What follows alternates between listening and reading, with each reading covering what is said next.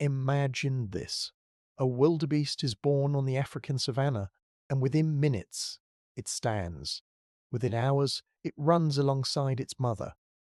A dolphin calf swims the moment it enters the ocean. A baby horse gallops before the sun sets on its very first day of life. Now picture a human baby.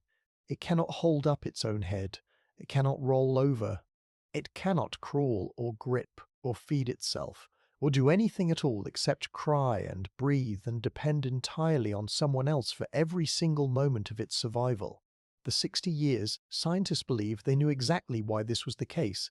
They published papers about it, wrote textbooks around it, built entire academic careers defending it, and they were wrong, not slightly off, not missing a small detail. They were fundamentally, confidently, remarkably wrong about one of the most important questions in human evolution. Tonight, as you settle in and let the weight of the day leave your body, I'm going to tell you the real story. The story science got backwards for 6 decades. The story of why you, and every person you have ever known, entered this world utterly and completely helpless. And why that fact is not a flaw in our design, but something far more extraordinary than anyone ever suspected. Let your shoulders drop. Let your breathing slow just a little. This is a story that begins millions of years ago, but it also begins with you. It begins with the moment you were born, though of course you do not remember it. Nobody does, and that in itself is part of the mystery. You arrived in this world with a brain so unfinished, so incomplete, that it could not even form lasting memories. Compare that to a chimpanzee infant, born with a brain already 60% of its adult size, clinging to its mother's fur, eyes open and aware. Your brain, on the day you were born, was roughly 25% of what it would eventually become. Just a quarter. You were, by every biological measure, not ready. You were born too soon, and for a very long time the scientific world thought they understood why. The explanation was elegant, it was intuitive, it made perfect sense, which is perhaps why it lasted so long without being seriously questioned. It went like this. Millions of years ago, our ancestors began to walk upright. This was a pivotal moment, one of the most significant transitions in the entire history of life on this planet. Walking on 2 legs changed everything. It freed the hands. It allowed early humans to carry food, to use tools, to gesture and eventually communicate in ways that would lead, over vast stretches of time, to language and art and civilization. But bipedalism came with a cost. When you redesign a body that spent millions of years moving on 4 limbs and you force it to balance on just 2, you have to make structural changes. The pelvis had to narrow. The birth canal, that passage through which every human being must travel to enter the world, became smaller, and at the very same time this was happening, something else was occurring. Our brains were getting bigger, much bigger. Over the course of roughly 2 million years, the human brain tripled in size.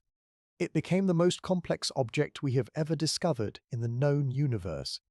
And so, the theory went, there was a conflict, a war between 2 evolutionary pressures. The pelvis needed to be narrow for walking.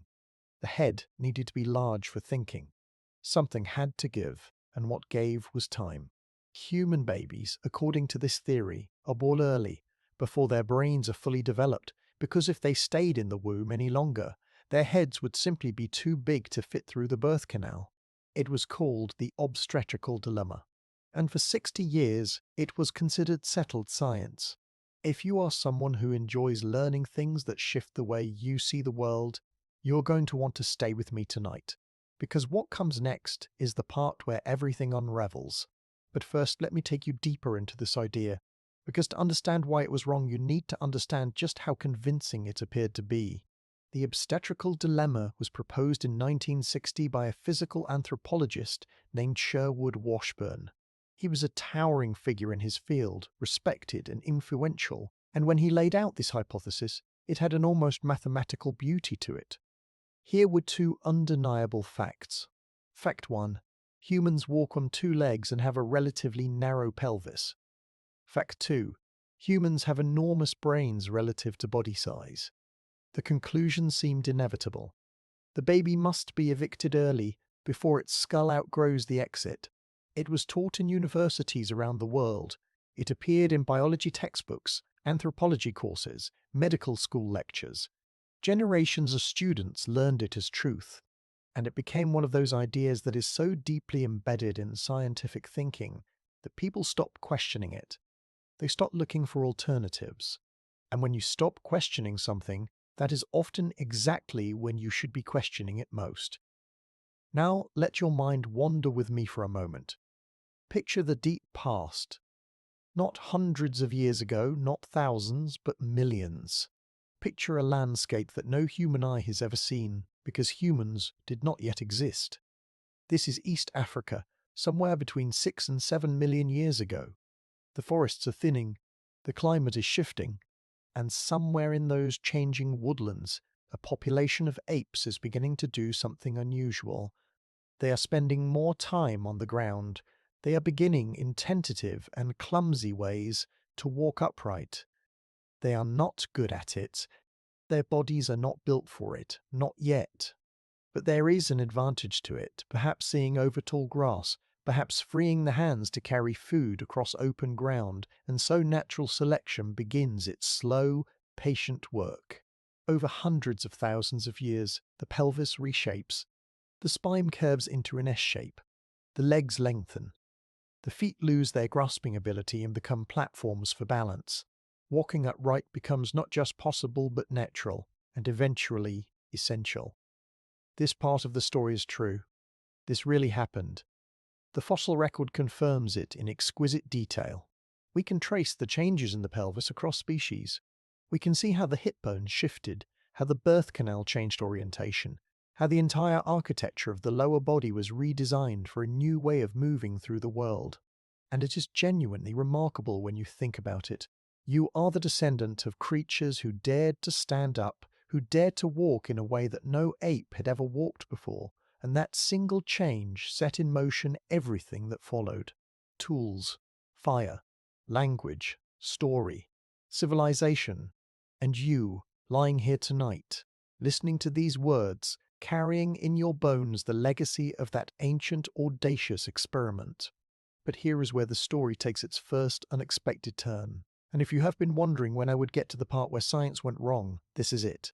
Let your body relax a little deeper. Let the tension in your jaw release. Let your hands be still. Because what I am about to tell you challenged everything the scientific community thought it knew, and it came not from a dramatic discovery in a remote fossil site, but from a simple, careful re-examination of the evidence that had been there all along. In 2012, a researcher named Holly Dunsworth, along with a team of colleagues, published a paper that quietly detonated the obstetrical dilemma. They did not do it with anger or spectacle. They did it with data. And the data told a story that was completely different from the one Washburn had proposed half a century earlier.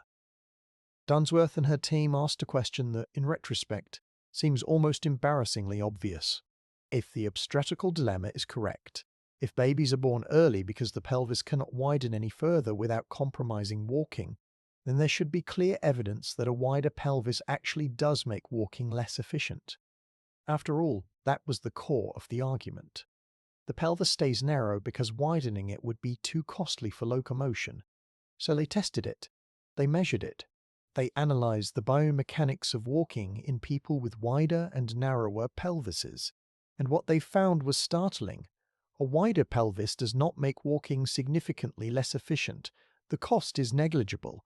The trade-off that the entire theory rested upon, the idea that the pelvis is constrained by the demands of bipedalism, was not supported by the evidence. Let that settle in for a moment. For 60 years, the scientific consensus was built on an assumption that had never been rigorously tested, and when it was finally tested, it did not hold up. The pelvis could be wider. Women could, in theory, have a birth canal large enough to accommodate a more developed baby, and yet, babies are still born helpless. So if the narrow pelvis is not the reason, then what is? And this is where the story becomes truly fascinating, because the real answer is not about bones or anatomy at all. It is about energy. It is about the staggering metabolic cost of growing a human being inside another human being, and the moment when that cost becomes simply too much for the mother's body to sustain. But I will get to that. First, I want to take you somewhere else, because this story has layers, and each one is more surprising than the last. Think about pregnancy for a moment. If you've experienced it, you know it in your body. If you have not, consider what it actually involves. A single fertilized cell begins to divide. It implants in the wall of the uterus and starts to grow. It builds a brain, a heart, lungs, bones, eyes, fingers, a spine, an immune system, a nervous system that will eventually be capable of composing symphonies and solving equations and falling in love. All of this construction happens inside another person's body, fueled entirely by that person's energy. The mother's blood delivers oxygen and nutrients. Her metabolism accelerates. Her heart pumps harder. Her body temperature rises. She is, in a very real sense, running a biological construction project of almost incomprehensible complexity. And she is powering it with her own calories, her own resources, her own life force. Now, in most mammals, this process reaches a natural conclusion when the offspring is developed enough to survive outside the womb. The baby is born, and it is relatively mature. It can see, hear, move, and in many cases, it can fend for itself almost immediately. But in humans, something different happens. The baby is born long before it is fully developed. Its brain is still being built. Its motor control is virtually non-existent. It will need months, even years of intensive care before it can do what a newborn foal does in its first hour. And the question, the real question, is not why the baby leaves too early, but why the mother's body decides it is time. What signal, what threshold, what biological limit is being reached that triggers birth at that particular moment and not later? This is the question that Dunsworth and her colleagues answered, and their answer reshaped our understanding of human evolution. They called it the metabolic hypothesis, or more formally, the EG hypothesis, which stands for energetics of gestation and growth. And it goes like this. During pregnancy, the mother's metabolic rate, the amount of energy her body uses, rises steadily. The growing fetus demands more and more resources with each passing week. By the end of pregnancy, the mother's metabolic rate is approaching a ceiling, a maximum sustainable level that her body simply cannot exceed. This ceiling is roughly 2 to 2.5 times her basal metabolic rate. It is the same limit that endurance athletes hit during extreme events. It is, in essence, the most energy a human body can produce and sustain over time. And birth, according to this hypothesis, happens when the mother hits that wall.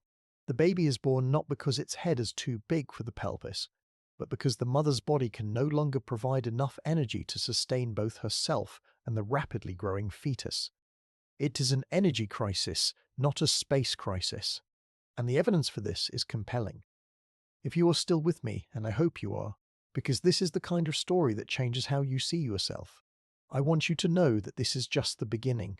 There are layers to this that involve ice ages and grandmothers and the invention of cooking and the reason human communities evolved the way they did, and all of it connects in ways that are both beautiful and unexpected. If this is the kind of story that makes your mind feel alive even as your body drifts toward rest, do me a small favor.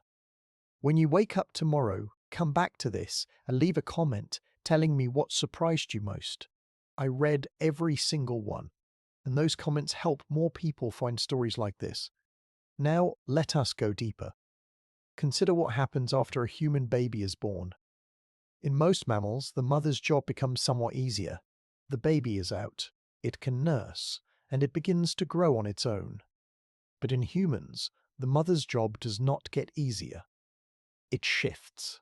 The baby that was being built inside her body is now being built outside her body, and it still needs an extraordinary amount of care. This period, sometimes called the fourth trimester, is essentially an extension of fetal development that happens to occur in the open air, rather than in the womb. The baby's brain is still growing at fetal rates. Its neural connections are still forming at a pace that will never be matched again in its entire life. It is, biologically speaking, still a fetus, an external fetus. And this is not a failure of evolution. This is evolution's solution to an impossible problem. Think about it this way. Evolution had two competing needs. It needed big brains because big brains are what made humans successful. Our intelligence, our ability to plan and cooperate and innovate is our primary survival strategy. Without it, we are slow, weak, clawless, fangless animals with no natural weapons and very little natural armor. Our brain is everything.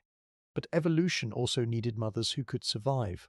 A pregnancy that lasted long enough to produce a fully developed brain would last roughly 18 to 21 months. The metabolic demands of such a pregnancy would exceed what any human body could sustain. The mother would starve. She would die. And so evolution found a compromise. The baby would be born early with a brain that was only a fraction of its final size, and the rest of the development would happen outside the womb, where the energy costs could be distributed. The mother could eat and recover. Others could help with care.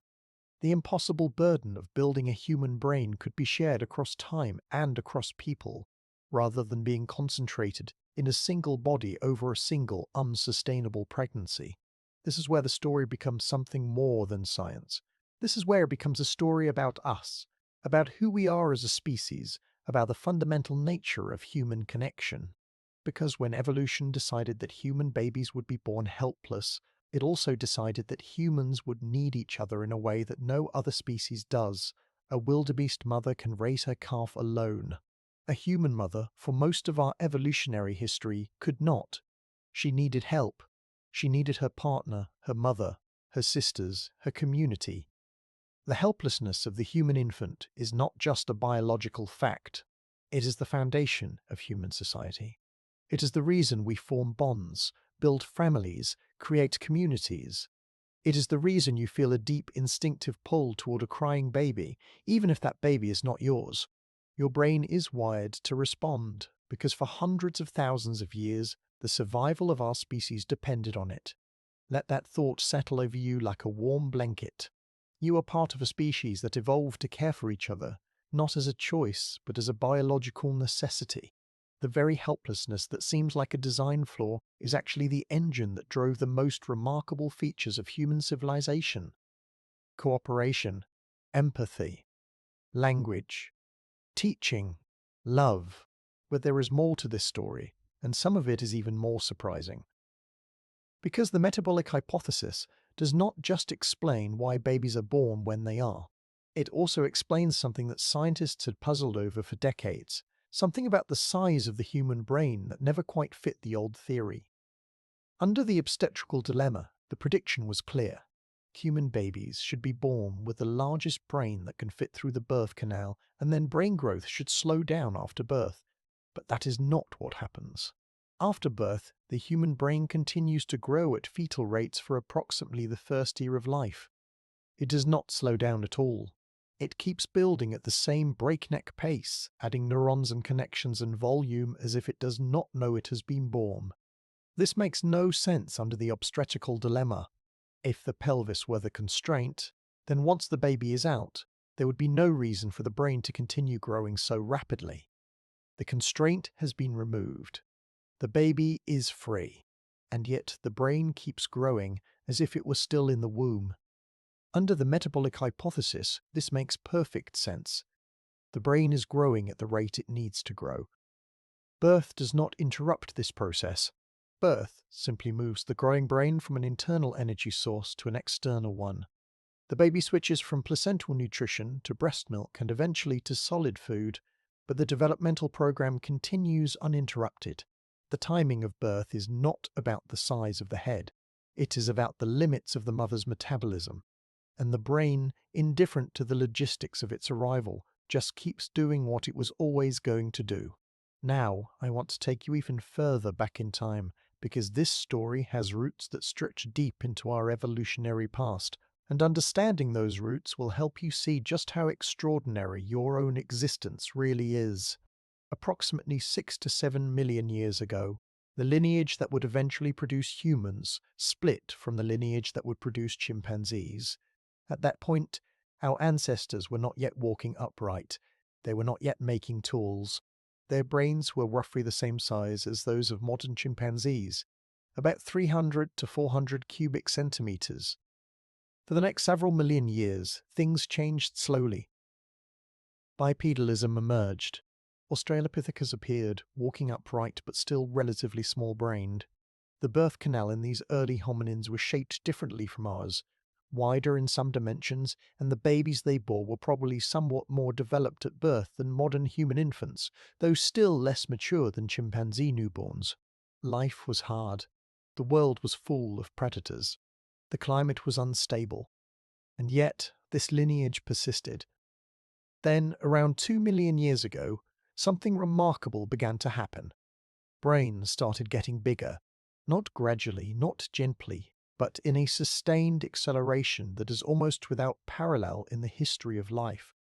Homo habilis appeared with a brain of about 600 cubic centimeters, then Homo erectus with a brain approaching 1,000 cubic centimeters, and eventually Homo sapiens with a brain of about 1,400 cubic centimeters.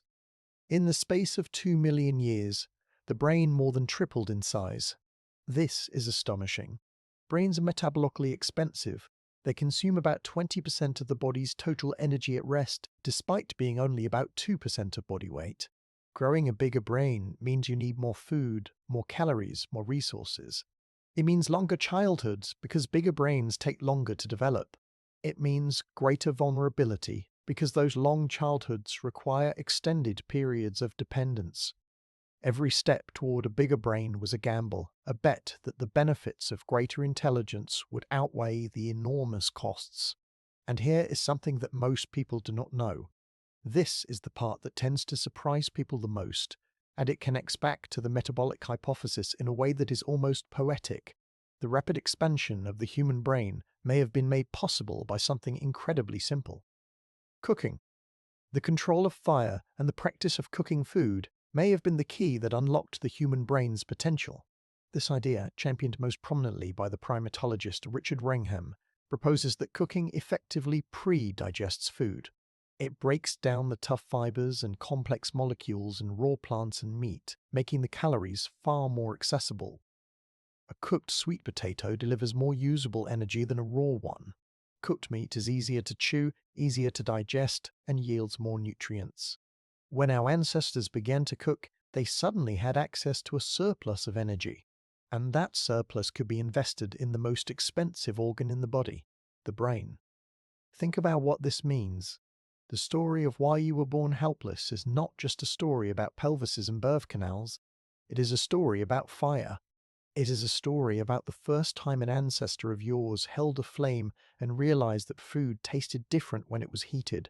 It is a story about calories and metabolism and the vast, intricate web of cause and effect that connects a campfire on an ancient African savanna to the neural pathways forming in a newborn baby's skull in a hospital room tonight. Everything is connected. Every piece of this story leads to every other piece, and the deeper you go, the more wondrous it becomes. And speaking of going deeper, if you are enjoying this journey and you want to make sure you do not miss the stories I tell in the future, there is a very simple thing you can do. Just reach over gently without disturbing your comfort and tap the subscribe button. Think of it as leaving a trail of breadcrumbs back to this place, so you can find your way here again whenever you need a story to carry you into sleep. Now let me return to the question of helplessness, because there is an aspect of it that we have not yet explored, and it has to do with something that might seem counterintuitive. The helplessness of human babies is not just a consequence of our evolution. It is an advantage. It is, in many ways, one of the greatest advantages our species has ever had. Consider this. When a horse is born, its brain is nearly complete. Its neural circuits are largely hardwired. It can walk because the instructions for walking are already programmed in. It does not need to learn how to be a horse. It already knows. And this is efficient. It is safe. It means the foal can escape predators almost immediately. But it also means the foal's brain is relatively inflexible. It is optimized for a specific environment, a specific way of life. It does not have much capacity to adapt to new situations, to learn new behaviors, to innovate. Now consider a human baby. Its brain is a quarter of its adult size. The vast majority of its neural connections have not yet been formed. And here is the critical point. Those connections will be shaped by experience. by the sounds the baby hears, the faces it sees, the language spoken around it, the temperature of the air, the texture of the blankets, the rhythm of the lullabies. The human brain is not pre-programmed. It is pre-wired to be programmed by the world it is born into. And this is why humans can live in the Arctic and the Sahara, in rainforests and on mountaintops, in space stations and submarines. Our brains are not built for any single environment. They are built to learn whatever environment they find themselves in. And this extraordinary flexibility, this capacity for learning that exceeds anything else in the animal kingdom, is only possible because we are born so early, with so much of our brain development still ahead of us. The helplessness is the feature, it is the design. A baby born complete with a fully formed brain would be efficient, but it would be rigid. A baby born unfinished, with a brain still open to the world, is vulnerable, but it is infinitely adaptable. And in the long game of evolution, adaptability wins. Every time. This is why when you hold a newborn, you are not holding a finished product. You are holding pure potential. You are holding a brain that is waiting to be shaped by love, by language, by experience, by every sensation and interaction that fills its early days. And the people who provide that shaping, the parents, the caregivers, the family, the community, they are not just helping the baby survive. They are literally building its brain. Every word you speak to an infant is a brick in the architecture of its mind. Every touch, every song, every moment of comfort is a neural pathway being laid down that will influence who that person becomes for the rest of their life. This is the part of the story that moves me the most, and I think it is the part that matters most. Because it means that human helplessness is not a problem to be solved. It is an invitation. It is an invitation to connect, to care, to participate in the most extraordinary act of creation that biology has ever produced, the building of a human mind. And evolution did not leave this to chance. It equipped us with powerful instincts to ensure that babies would receive the care they needed. The sound of a baby crying activates regions in the adult brain that are associated with urgency and motivation. It is almost impossible to ignore. The sight of a baby's face, with its large eyes and round cheeks and small features, triggers a flood of nurturing feelings. This is not sentimental. This is biology. These responses were carved into our nervous systems by millions of years of natural selection, because the ancestors who felt them, who responded to them, who could not resist picking up a crying infant, were the ones whose babies survived. And their genes are your genes. The tenderness you feel when you see a baby, the instinct to protect, to comfort, to hold, that is not a cultural artifact. It is an evolutionary inheritance as old as the species itself. Now, I know I have been weaving many threads together, and some of them may seem to wander, but I promise you they are all leading somewhere.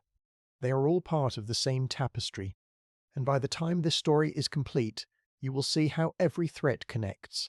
But for now, I want to introduce another thread, one that has to do with grandmothers and the remarkable role they play in this story. In most species, females are fertile for their entire adult lives. They reproduce until they die. But in humans, something unusual happens. Women live for decades after they stop being able to reproduce. Menopause, from an evolutionary perspective, is a puzzle. If the goal of an organism is to pass on its genes, why would natural selection favor a trait that ends reproduction so early, while the individual still has decades of life ahead? The answer, according to what is known as the grandmother hypothesis, is that post-reproductive women contribute enormously to the survival of their grandchildren, and this connects directly to the helplessness of human babies. Remember, human infants require years of intensive care. A mother with a new baby and an older child who is still dependent faces an enormous challenge. She needs help. And who is available to help? Who has the experience, the knowledge, the motivation, and crucially the time? Grandmothers.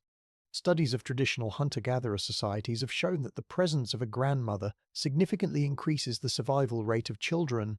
Grandmothers forage for food, they provide childcare, they share knowledge about plants and medicine and the rhythms of the seasons. They are, in a very real sense, the hidden engine of human survival. And so, The helplessness of the human infant did not just create the need for mothers, it created the need for families. It created the need for grandmothers and grandfathers, for aunts and uncles, for neighbors and friends. It created the need for community. The evolutionary pressure exerted by a helpless baby radiates outward, shaping not just the behavior of the mother, but the social structure of the entire group. This is why humans are the most social species on the planet. This is why we build villages and cities. This is why we tell stories around fires and pass down knowledge through generations. It all begins with a baby that cannot lift its own head. Let your breathing deepen now. Let the rhythm of your inhales and exhales become slow and even, like waves on a calm shore. The story is not over. There is so much more to tell. There are chapters about language and about why human babies are born with an instinct to babble, to practice the sounds of speech before they understand a single word. There are chapters about the evolution of laughter and play and why these seem trivial but are actually essential tools for brain development.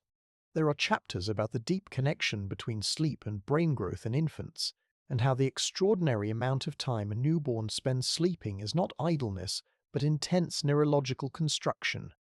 All of this is connected. All of this is part of the same story.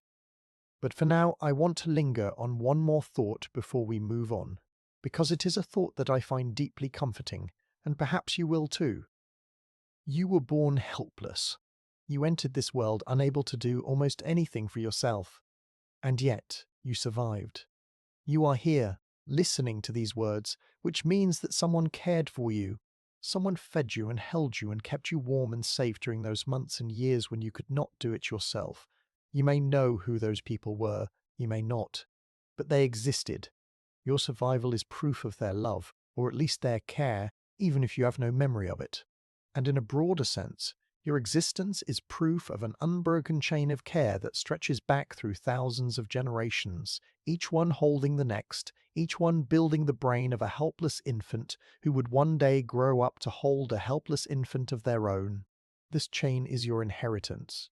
It is the deepest and most ancient tradition of the human species, and it did not begin because someone decided it was a good idea.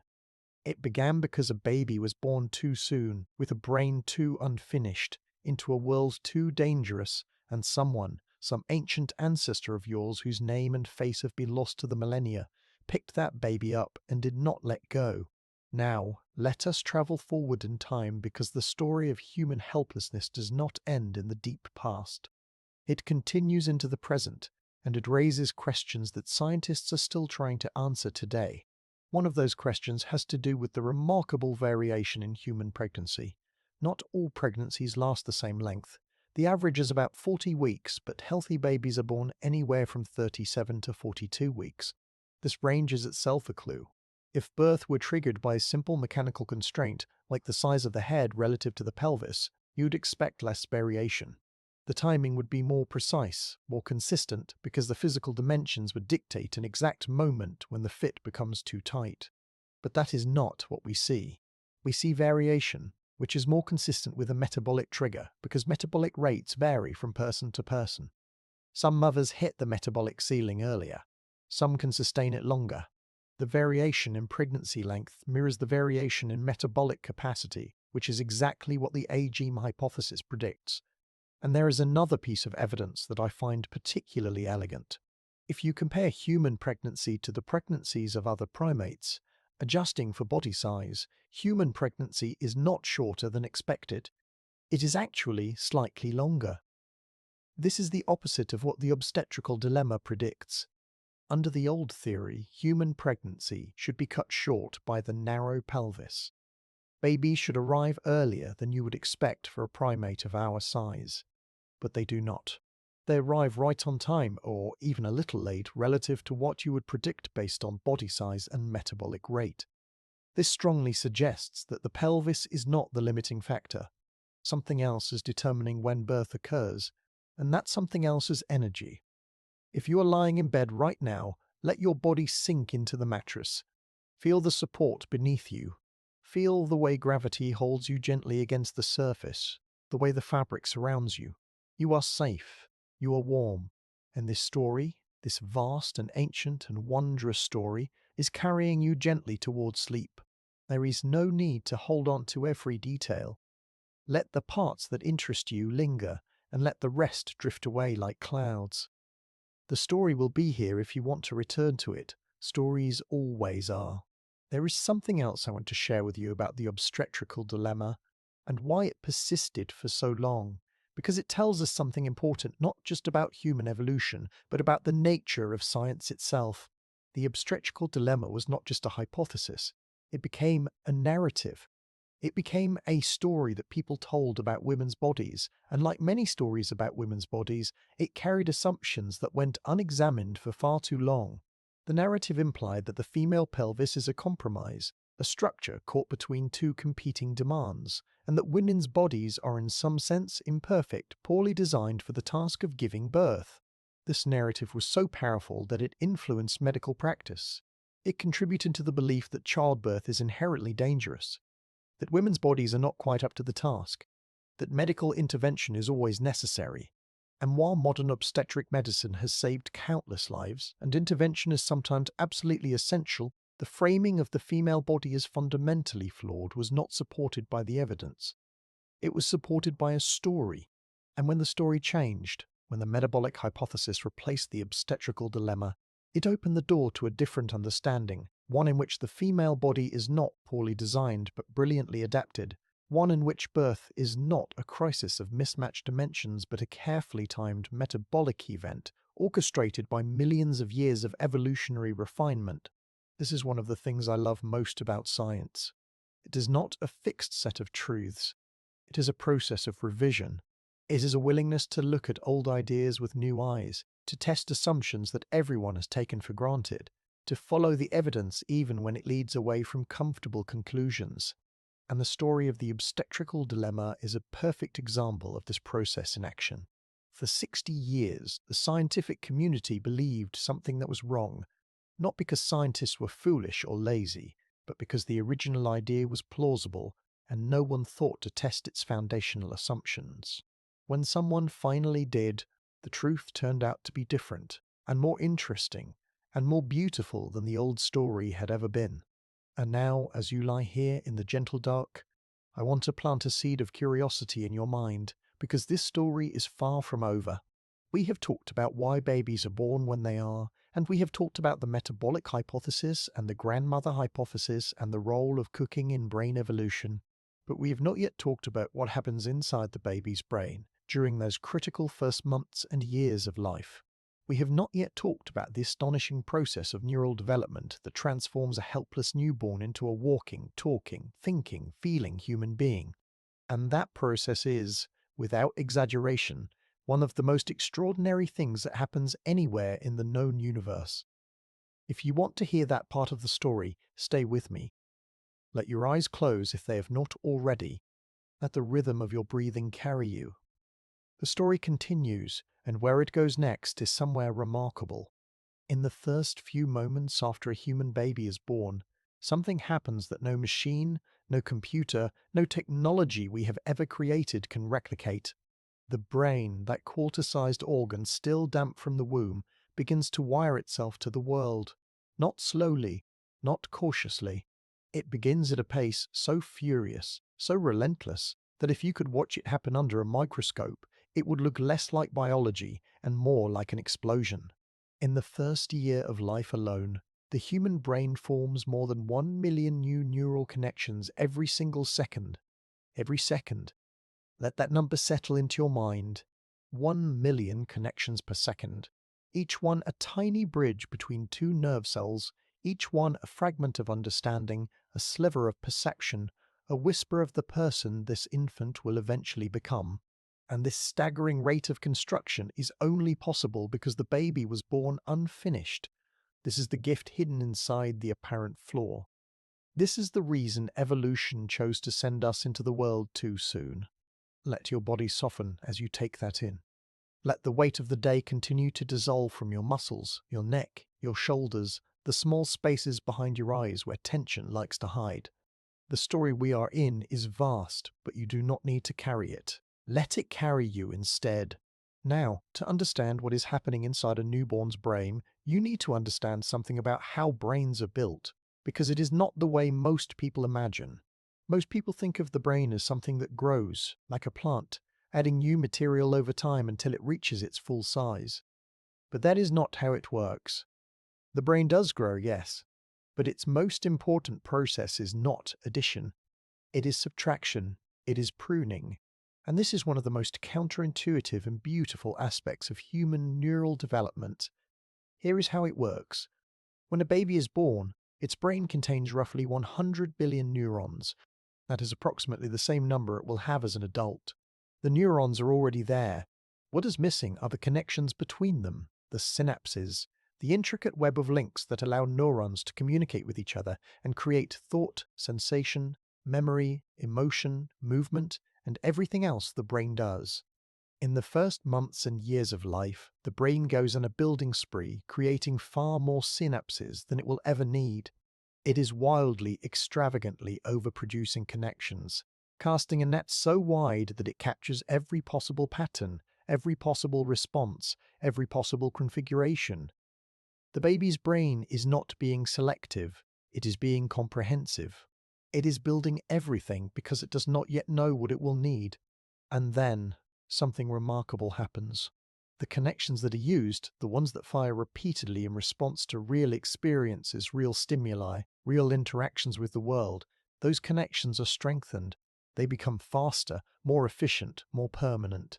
And the connections that are not used, the ones that never fire, the ones that correspond to patterns and responses that this particular baby in this particular environment does not need, those connections are eliminated. They're pruned away like branches on a tree that are not reaching the light.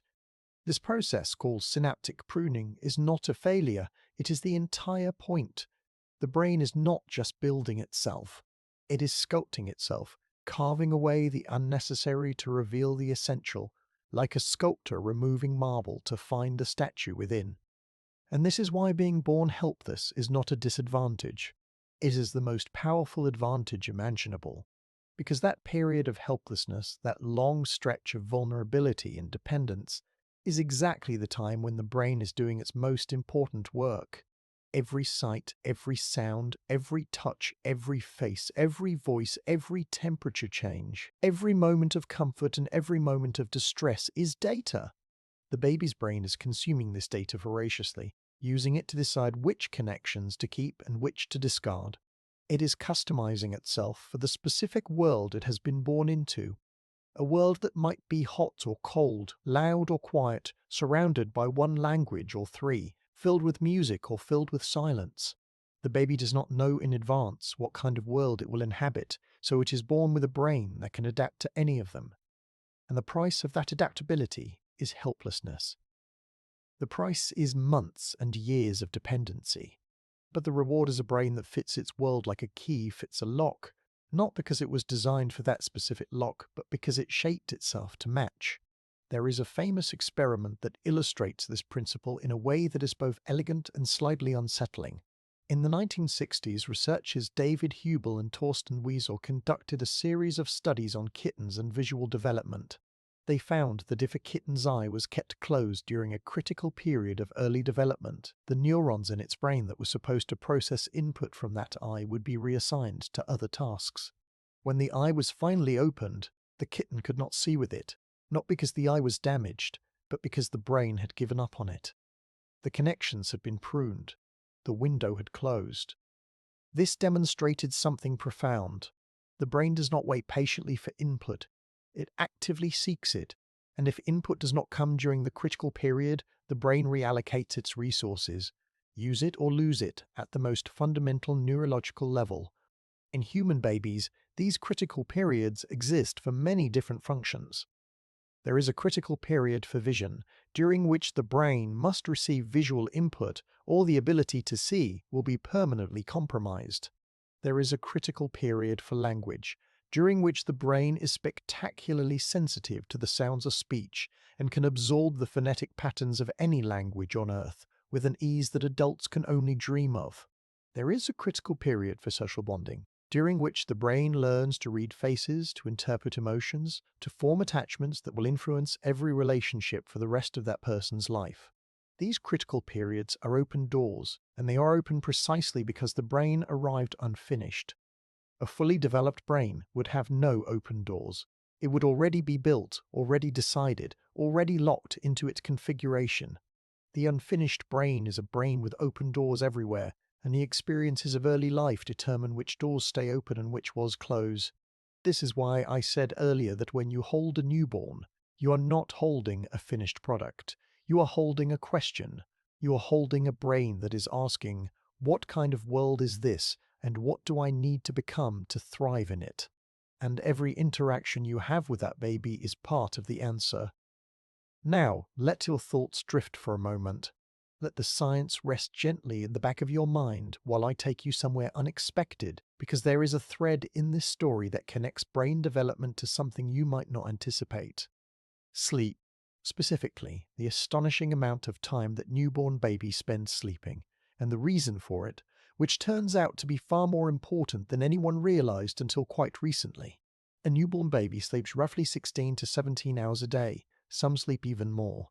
To an exhausted parent, it might seem like the baby sleeps all the time except during the most inconvenient hours of the night.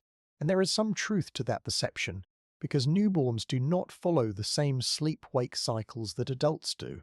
Their sleep is distributed across the entire 24-hour day in short bursts without any respect for darkness or daylight. And for a long time, people assumed that babies slept so much simply because they were tired, because being born is exhausting, because growing is tiring work. But the real reason is far more interesting. When a baby sleeps, its brain does not rest. During sleep, and particularly during a phase of sleep called REM sleep, or rapid eye movement sleep, the baby's brain is incredibly active, more active in some measurements than when the baby is awake. And what is it doing during this time?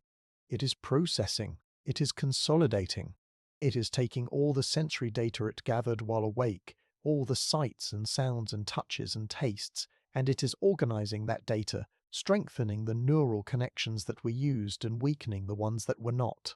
Sleep is when the sculpting happens. Sleep is when the brain does its heaviest construction work. And newborn babies spend roughly 50% of their total sleep time in REM sleep, compared to about 20% in adults. Their brains are in overdrive, building and pruning and organizing at a pace that would be impossible to sustain while also processing new incoming information from the outside world. This is why newborns sleep so much. Not because they are lazy, not because they are tired, because their brains are under construction, and sleep is when the most critical building happens. Interrupting a baby's sleep is like interrupting a construction crew during the most delicate phase of their work. The building will still get done, but it might not be done as well. This is one of the reasons why pediatricians and researchers emphasize the importance of infant sleep, not just for the parent's sanity, though that matters too, but for the baby's neurological development. Every nap is a construction session. Every night of sleep is a renovation. The brain is literally building itself while the baby dreams, though what a newborn dreams about, if anything, remains one of the lovely mysteries of science. And this connects back to our larger story in a way that I find almost poetic. You are lying here right now, perhaps on the edge of sleep yourself, and your brain is preparing to do the very same thing, not at the furious pace of a newborn, but in its own quieter, subtler way. Your brain is getting ready to consolidate the experiences of the day, to strengthen the memories that matter, to let go of the ones that do not, to restore and repair and prepare itself for tomorrow. The process that began when you were a helpless infant, that astonishing nightly renovation, never stops.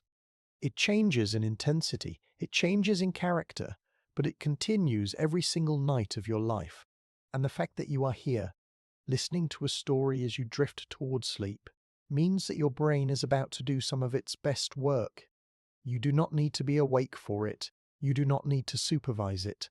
You just need to let go, and your brain will do the rest. It has been doing this since the day you were born. It knows what it is doing.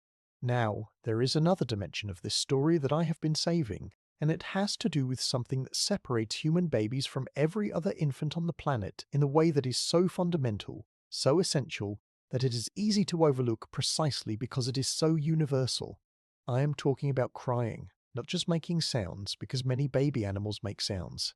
I am talking about the specific, deliberate, communicative crying that human babies do, and why it evolved, and what it tells us about the relationship between helplessness and intelligence. Most baby mammals vocalize when they are in distress. The puppy will whimper, the kitten will mew, the baby bird will cheep. But human babies cry in a way that is qualitatively different. Human crying is loud, it is persistent, it is almost impossible to ignore, and it varies in pitch, intensity, and pattern depending on what the baby needs. Researchers have identified distinct cry patterns for hunger, pain, discomfort, loneliness, and fatigue. These patterns are not identical across all babies, but they are consistent enough that experienced caregivers can often distinguish between them. The baby is not just making noise, it is communicating. It is sending specific signals about specific needs, and it is doing this long before it has any capacity for language, long before it understands a single word. This is extraordinary when you think about it. A creature that cannot hold up its own head, that has virtually no motor control, that is unable to obtain food or move to safety or regulate its own body temperature, has evolved a sophisticated communication system that allows it to summon help from across a room, from another floor of a house, or in the case of our ancestors, from across a campsite. Crying is the baby's technology. It is the tool that a helpless organism uses to manipulate its environment, and it is remarkably effective. The human brain is wired to respond to infant crying with urgency. Brain imaging studies have shown that the sound of a baby crying activates the amygdala, the part of the brain involved in threat detection and emotional response. It triggers the release of cortisol, the stress hormone, in the listener. It is designed by millions of years of evolution to be impossible to ignore. And this is not an accident. This is survival. In a world where the baby cannot go to the caregiver must come to the baby, and crying is the mechanism that makes this happen. But here is something even more interesting. The effectiveness of crying depends entirely on there being someone around to hear it. And this brings us back to the social dimension of human helplessness. A baby born into isolation would cry and no one would come. Its signals would vanish into empty air. For crying to work as a survival strategy, there must be a social network, a group of individuals who are within earshot and motivated to respond. And so once again we see how the helplessness of the human infant presupposes and reinforces human sociality. The baby's inability to care for itself demands a community, and the community, in turn, is shaped and strengthened by the shared task of caring for the baby. It is a feedback loop that has been running for hundreds of thousands of years, and it is the foundation upon which every human society has ever been built. If this story is resonating with you, if it is making you see something familiar in a new light, I would love it if you would share it with someone who might enjoy it too. A friend, a parent, a sibling, anyone who might find comfort or wonder in these ideas. Stories grow when they are shared, and this one deserves to travel. Now, I want to take you somewhere new, to a chapter of this story that involves a part of the world you might not associate with evolutionary biology. I want to talk about the Arctic. Specifically, I want to talk about the Inuit people and what their traditional childcare practices reveal about the relationship between human helplessness and human adaptability. The Inuit have lived in one of the most extreme environments on Earth for thousands of years. Temperatures regularly drop to 50 below zero. The landscape is ice and snow for much of the year. Food sources are limited and must be hunted with extraordinary skill and patience. By any measure, this is one of the harshest environments a human being can inhabit. And yet, Inuit mothers successfully raise children in this environment for generation after generation, long before modern technology, long before heated homes and insulated clothing made from synthetic materials. How? The answer, in part, lies in the way Inuit mothers carried their babies. Traditional Inuit parenting involved keeping the baby in an amorti, a specially designed parka with a large pouch at the back where the baby rested against the mother's body, skin to skin, sharing her warmth. The baby was carried everywhere, constantly in contact with the mother, hearing her heartbeat, feeling her movements, absorbing the rhythms of her daily life. And this practice, which might seem like a simple cultural tradition, is actually a perfect example of the principle we have been exploring.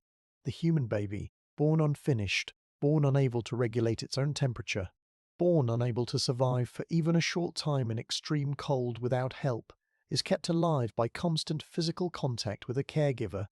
The mother's body becomes the baby's external womb, providing warmth, nutrition, comfort, and the sensory input the baby's brain needs to develop. And here is the part that connects to adaptability. Inuit babies, carried in the Amorti, grew up to be Inuit adults perfectly adapted to life in the Arctic. Their brains, shaped by the specific sensory experiences of their infancy, developed the neural pathways needed for survival in that environment. They learned to read ice, to track animals, to navigate featureless landscapes, to interpret subtle changes in wind and light. These skills were not genetic. They were not hardwired. They were learned, absorbed during those critical early years when the brain was still open, still sculpting itself. And the same basic process produces a baby who grows up in a tropical forest and learns to identify hundreds of plant species by sight and smell, or a baby who grows up in a modern city and learns to read, to navigate public transportation, to interpret social media. The same unfinished brain, dropped into different worlds, becomes a different kind of expert each time. This is the miracle of human helplessness. This is what it makes possible. Let your body continue to relax. If you notice any places where you are still holding tension, gently release them. Your jaw, your forehead, the muscles in your hands. Let them go, one by one, like setting down small stones you have been carrying without realizing it. I want to stay with this theme of adaptability for a moment longer, because there is a dimension of it that often goes unmentioned, and it has to do with language. The human capacity for language is, by any reasonable standard, the most extraordinary cognitive ability that has ever evolved on this planet. No other species comes close. Other animals communicate, certainly. Bees dance. Whales sing. Primates use gestures and vocalizations. But no other animal has ever produced anything remotely resembling the complexity, flexibility, and generative power of human language. We can describe things that do not exist. We can talk about the past and the future. We can convey abstract ideas, hypothetical scenarios, emotions, intentions, and nuances of meaning so subtle that they require entire novels to fully express. And every human child, barring severe neurological impairment, acquires this ability naturally, without formal instruction, simply by being immersed in a linguistic environment during the first few years of life. This is only possible because of the way the brain develops after birth. A baby born into a Mandarin-speaking household will learn Mandarin. A baby born into a household that speaks Yoruba will learn Yoruba. A baby born into a bilingual household will learn both languages simultaneously, distinguishing between them with an ease that astonishes adult linguists. The baby's brain does not come preloaded with any particular language. It comes equipped with the capacity to learn any language, and it is the experience of hearing and interacting with speakers of a specific language that shapes the brain's linguistic circuits into the patterns of that language. By the age of about 12 months, a baby's brain has already begun to specialize. It has started to prune the phonetic categories it does not need, the sounds that do not appear in the languages it hears. A Japanese baby begins to lose the ability to distinguish between the English sounds R and L because Japanese does not make that distinction.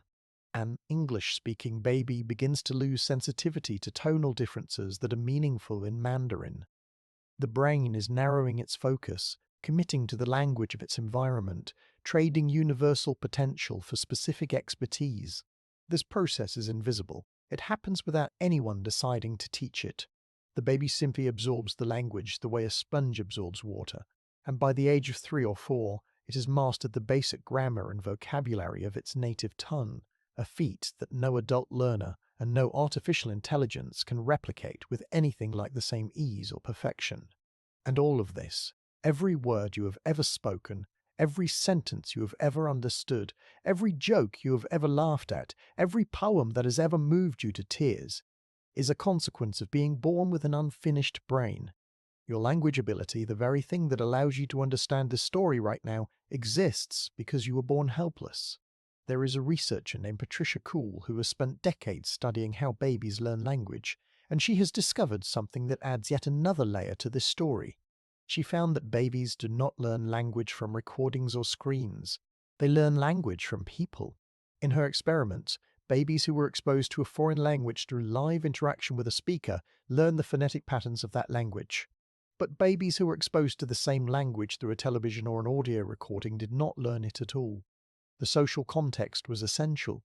The baby needed a real human being, making eye contact, responding to their babbling, engaging in the back and forth dance of communication. Without that social element, the language did not stick. This finding has profound implications because it means that the process of brain development in human infants is not just dependent on sensory input. It is dependent on social input. The brain does not build itself in isolation. It builds itself in relationship. And this once again brings us back to the central theme of our story. Human helplessness creates the need for social interaction. Social interaction drives brain development. Brain development produces the cognitive abilities that make humans unique.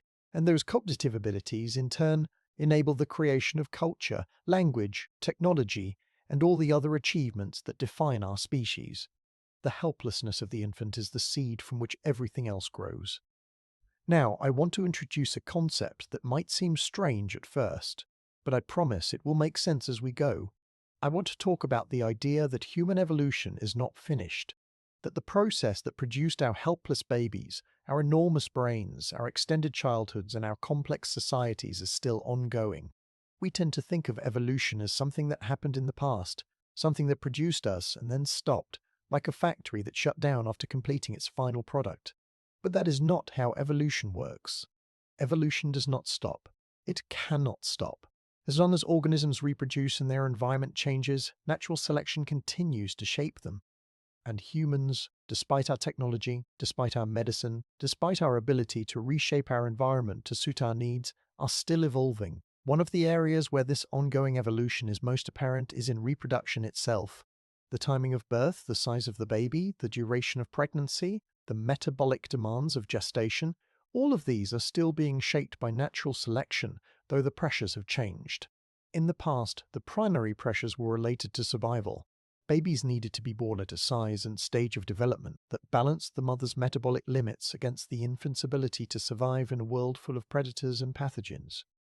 Today, the pressures are different. Modern medicine has changed the landscape of reproduction dramatically. Caesarean sections allow babies to be born who might not have survived a vaginal delivery. Neonatal intensive care units allow premature babies to survive and thrive. Nutritional supplements and medical monitoring have altered the metabolic equation. These changes are recent, on the timescale of evolution, barely an instant. But they are real, and they are beginning to affect the trajectory of human evolution in ways that we are only starting to understand. Some researchers have suggested that the increasing rate of caesarean sections in many countries may be slowly changing the selective pressure on pelvic dimensions and infant head size. If babies with larger heads can be safely delivered via surgery, then the historical constraint on head size at birth, whether it was primarily obstetrical or metabolic, is partially relaxed. Over many generations, this could lead to changes in the average size of the newborn skull or the average dimensions of the pelvis. This is speculative, and the effects, if they exist, would take thousands of years to become apparent. But the principle is sound. When you change the environment, you change the selective pressures, and when you change the selective pressures, you change the direction of evolution. We are, in a very real sense, still in the process of becoming whatever humans will eventually be. And this raises a question that I find both thrilling and humbling. If human babies are born helpless because evolution found a compromise between big brains and metabolic limits, and if we are now changing both sides of that equation through technology and medicine, then what happens next? Will future humans be born even more helpless, with even more of their brain development happening outside the womb? Or will technology eventually replace some of the functions the biology currently handles, allowing babies to develop in artificial environments that can sustain the metabolic demands that a mother's body cannot? These questions sound like science fiction, but they are rooted in real science, and they are questions that researchers are already beginning to explore. There is a team of scientists in the Netherlands who have developed an artificial womb, a device that can sustain extremely premature lambs in a fluid-filled environment that mimics the conditions inside the uterus. The lambs, delivered far earlier than they could survive on their own, continue to develop normally inside this device, their lungs maturing, their brains growing, their bodies strengthening. The researchers hope to eventually adapt this technology for human use, to give extremely premature babies a better chance of survival by providing them with the womb-like environment their bodies still need. If this technology succeeds, it would represent a profound moment in the story of human evolution, a moment when technology steps in to extend the period of fetal development beyond what any mother's body can sustain, effectively removing the metabolic limit that has shaped human birth for millions of years. But I do not want to dwell too long on the future tonight, because the present is already wondrous enough, and there are still chapters of this story that I want to share with you. Let your mind settle gently back into the deep past, because there is something there that we have not yet explored, something that connects the helplessness of babies to one of the most debated and fascinating questions in all of anthropology. The question of why humans became intelligent in the first place. What was the driving force behind the explosive growth of the human brain? What selective pressure was so powerful that it pushed our ancestors to invest enormous metabolic resources into building the most energy-hungry organ in the body? There are many theories, and they are not mutually exclusive. Some researchers point to the demands of foraging. Finding food in a complex and changing environment requires spatial memory, planning, and problem-solving. Knowing which fruits ripen at which time of year, knowing where water sources are, knowing how to extract hidden calories from nuts and tubers and underground roots, all of this requires a sophisticated brain. Other researchers emphasize the role of tool use. Making and using tools requires fine motor control, spatial reasoning, and the ability to plan ahead, to envision a finished tool in a piece of unworked stone. Still others point to the demands of social living. Navigating complex social relationships, forming alliances, detecting deception, cooperating with some individuals while competing with others, all of this requires an enormous amount of cognitive processing. But there is another theory, one that ties directly into our story, and it is this. The demands of raising helpless babies may have been one of the primary drivers of human intelligence. Think about what it takes to keep a human infant alive. You need to be able to anticipate its needs before they become critical. You need to remember what worked in the past and apply that knowledge to new situations. You need to communicate with others to coordinate care. You need to plan ahead, to gather and store food, to build shelters, to prepare for seasonal changes that will affect the baby's survival. You need empathy, the ability to understand what another being is feeling, even when that being cannot tell you in words. All of these cognitive demands, all of these requirements for intelligence and social sophistication arise directly from the helplessness of the infant. And so we arrive at a paradox that is almost dizzying in its elegance. Big brains make babies helpless because big brains require long development times and enormous metabolic resources, which means babies must be born before their brains are finished. And helpless babies make brains bigger because caring for helpless infants requires intelligence, planning, communication, and social cooperation, all of which are products of a large and complex brain. It is a feedback loop, a self-reinforcing cycle.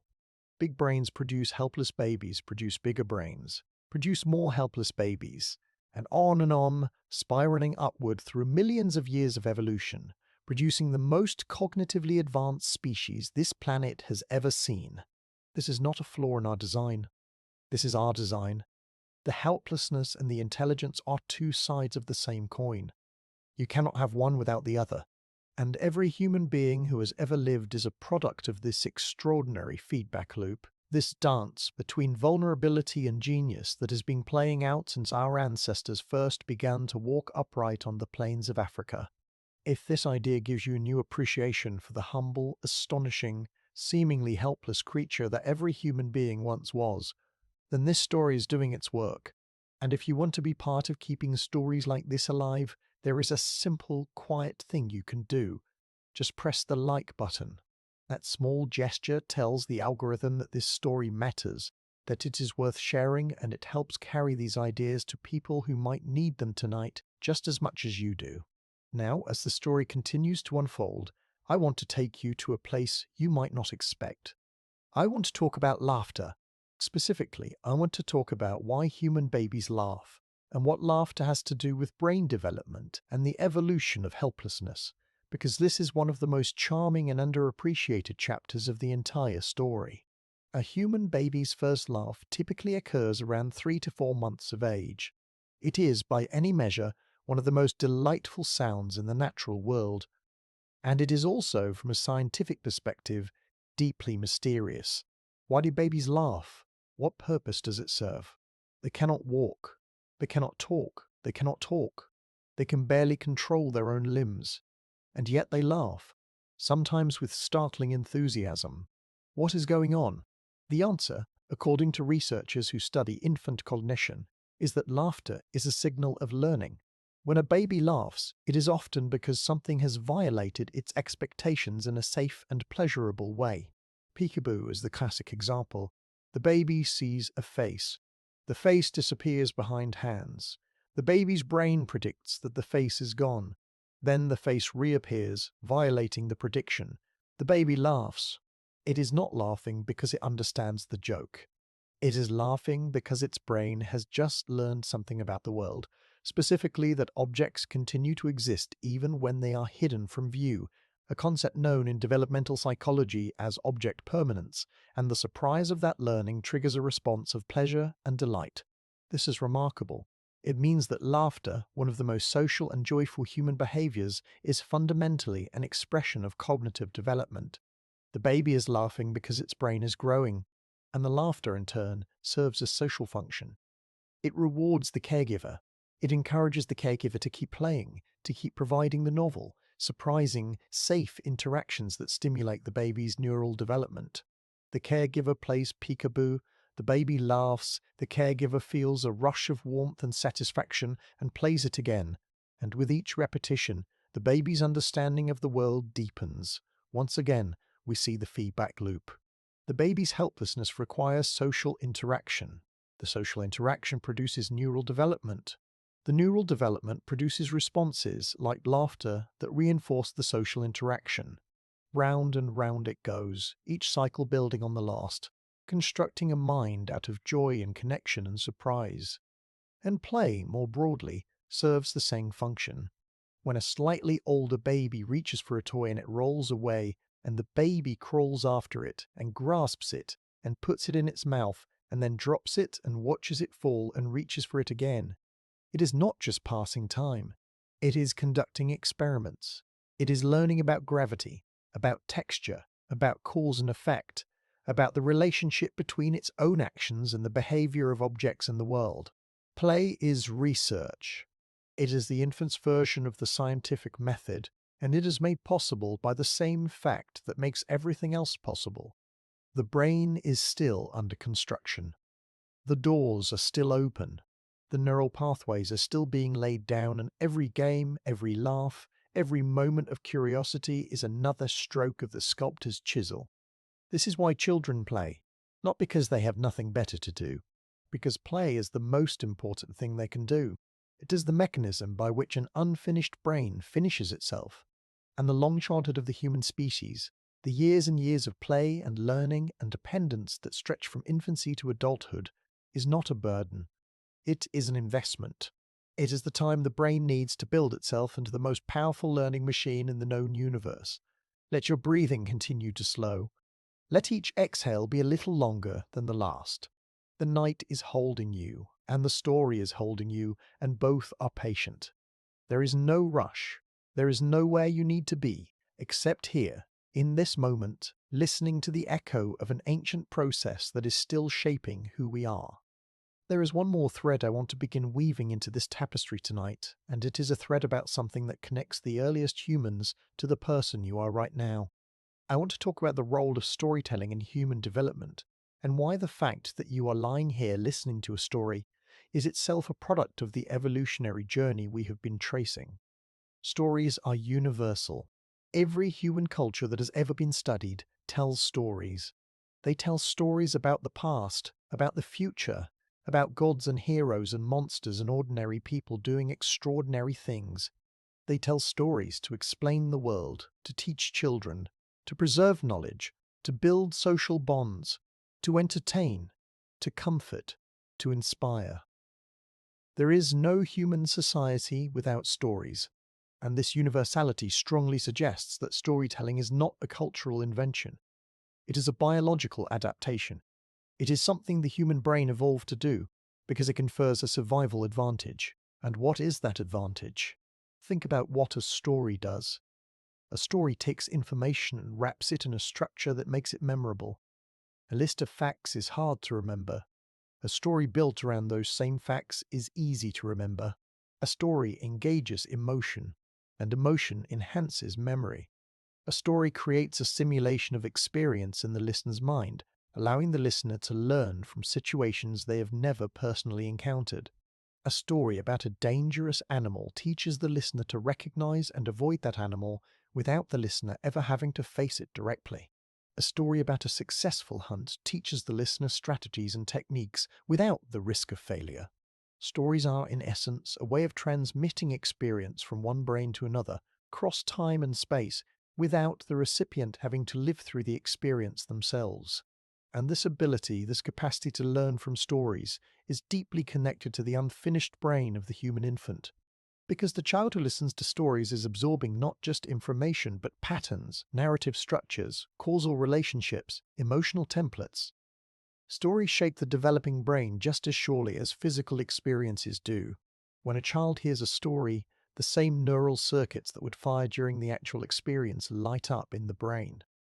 The child's brain does not fully distinguish between a lived experience and a vividly told story. Both contribute to the sculpting process. Both help shape the neural architecture that will define that person's understanding of the world. And so tonight, as you listen to this story about the evolution of human helplessness, your brain is doing what it has done since you were an infant. It is absorbing, processing, connecting, building. You are older now, and the process is subtler, but it never stops entirely. The brain is always listening. It is always learning. It is always, in its quiet way, under construction. And the story you are hearing tonight will become part of that construction, a thread woven into the vast tapestry of your understanding, alongside every other story you have ever heard, every experience you have ever had, every face you have ever had, every face you have ever seen, every song you have ever loved. This is the gift of being born unfinished. You are never fully done. You are always becoming. And that process of becoming, which began in the first seconds of your life, continues now, in this moment, in the gentle dark. As the words wash over you in your brain, that ancient and astonishing organ does what it was born to do. There is a question that has haunted anthropologists for over a century, and it is a question so simple that a child might ask it, yet so profound that the greatest minds in science have struggled to answer it fully. The question is this: why us? Of all the species that have ever walked, crawled, swum, or flown on this planet, and there have been billions of them across the vast sweep of geological time, why did only one produce language, art, mathematics, philosophy, cities, and the ability to contemplate its own existence? Why did only one species look up at the stars and wonder what they were? Why did only one species bury its dead with flowers? Why did only one species tell stories in the dark to help each other fall asleep? And the answer, or at least a crucial part of it, lies in something so simple and so overlooked that it hid in plain sight for decades. The answer lies in a baby that cannot lift its own head. This is speculative and it should be held lightly, but it is a beautiful idea. It suggests that every human baby, in its journey from newborn to toddler to child to adult, is retracing the steps of an evolutionary journey that took millions of years. Every stage of infant development is a chapter in the story of our species, compressed into the life of a single individual. And if this is true, then watching a baby grow up is watching evolution in fast forward. It is seeing, in real time, the emergence of the most extraordinary phenomenon in the known universe, a mind becoming aware of itself and the world it inhabits. Let the quiet settle around you now. Let the story rest for a moment, like a river that has entered a wide, still pool before continuing on its way. Your breathing is easy. Your body is heavy and warm. The thoughts are there, gentle and luminous, but they do not demand anything of you. They simply float, like lights reflected on still water. I want to introduce one more thread now, and it is a thread that ties together many of the ideas we have been exploring. I want to talk about the concept of altriciality and what it means in the broader context of the animal kingdom, because understanding where humans fall on the spectrum of infant development will help you appreciate just how unusual and extreme our situation really is. In biology, species are often classified on a spectrum, from altricial to presocial, based on how developed their young are at birth. Precocial species are those whose young are born relatively mature, able to see, hear, move, and in many cases, feed themselves shortly after birth. Think of horses, wildebeest, guinea pigs, and many species of birds like chickens and ducks. These animals hit the ground running, sometimes literally, and they require relatively little parental care. Altricial species are the opposite. Their young are born undeveloped, often blind, hairless, and completely dependent on their parents. Think of dogs, cats, mice, and many species of birds like robins and eagles. These animals are born into a nest or den and require weeks or months of intensive care before they can function independently. Humans are altricial. Deeply, profoundly, almost absurdly altricial. In fact, if you compare human infants to the infants of other primates, our closest relatives, the degree of our altriciality is striking. A chimpanzee baby is born with a brain that is about 40% of its adult size, and it can cling to its mother's fur within hours of birth. A human baby is born with a brain that is about 25% of its adult size, and it cannot even hold up its own head. We are not just altricial compared to horses and wildebeest. We are altricial compared to our own closest relatives in the animal kingdom. We are, by the standards of the primate order, extraordinarily, almost uniquely helpless at birth, and there is a term for this that some researchers use. They call humans secondarily altricial. What this means is that our distant ancestors, the early primates from which all modern primates descend, were relatively presocial. Their babies were born fairly well developed, but somewhere in the human lineage, the direction reversed. We became more helpless over time, not less. Evolution moved us backward along the spectrum, from precocial toward altricial, producing infants that were progressively less developed at birth, even as the adults became progressively more sophisticated. This is the opposite of what you might expect. You might expect that a more advanced species would have more advanced babies. But in humans, the opposite occurred. The more advanced the adults became, the more helpless the babies became. And as we have discussed, this was not a bug, it was a feature. The helplessness was the mechanism that produced the advancement. This concept, secondary altriciality, is one of the most important ideas in human evolutionary biology, and yet most people have never heard of it. It reframes the entire story of human evolution. We are not a species that succeeded despite our helpless babies. We are a species that succeeded because of them. The helplessness drove the brain growth. The brain growth drove the social complexity. The social complexity drove the cultural innovation. And the cultural innovation allowed us to colonize every environment on the planet, from the deepest caves to the highest mountains, from the driest deserts to the frozen poles. All because a baby could not lift its head. There is something almost humbling about this realization. The most powerful species on Earth, the species that split the atom and walked on the moon and mapped the human genome and built machines that can think, this species owes its existence to vulnerability, to neediness, to the fact that its infants are born weaker and more dependent than almost any other creature alive. Our greatest strength grew from our greatest weakness. And if that is not a lesson worth carrying into your daily life, I do not know what is. Now, as we continue this journey through the deep history of human helplessness, I want to take you to a place and a time that connects the ancient past to the present moment in a way that might surprise you. I want to talk about the Ice Ages, and specifically, I want to talk about what happened to human babies during the most extreme climate changes our species has ever faced, because this chapter of the story reveals something about human adaptability that is almost miraculous.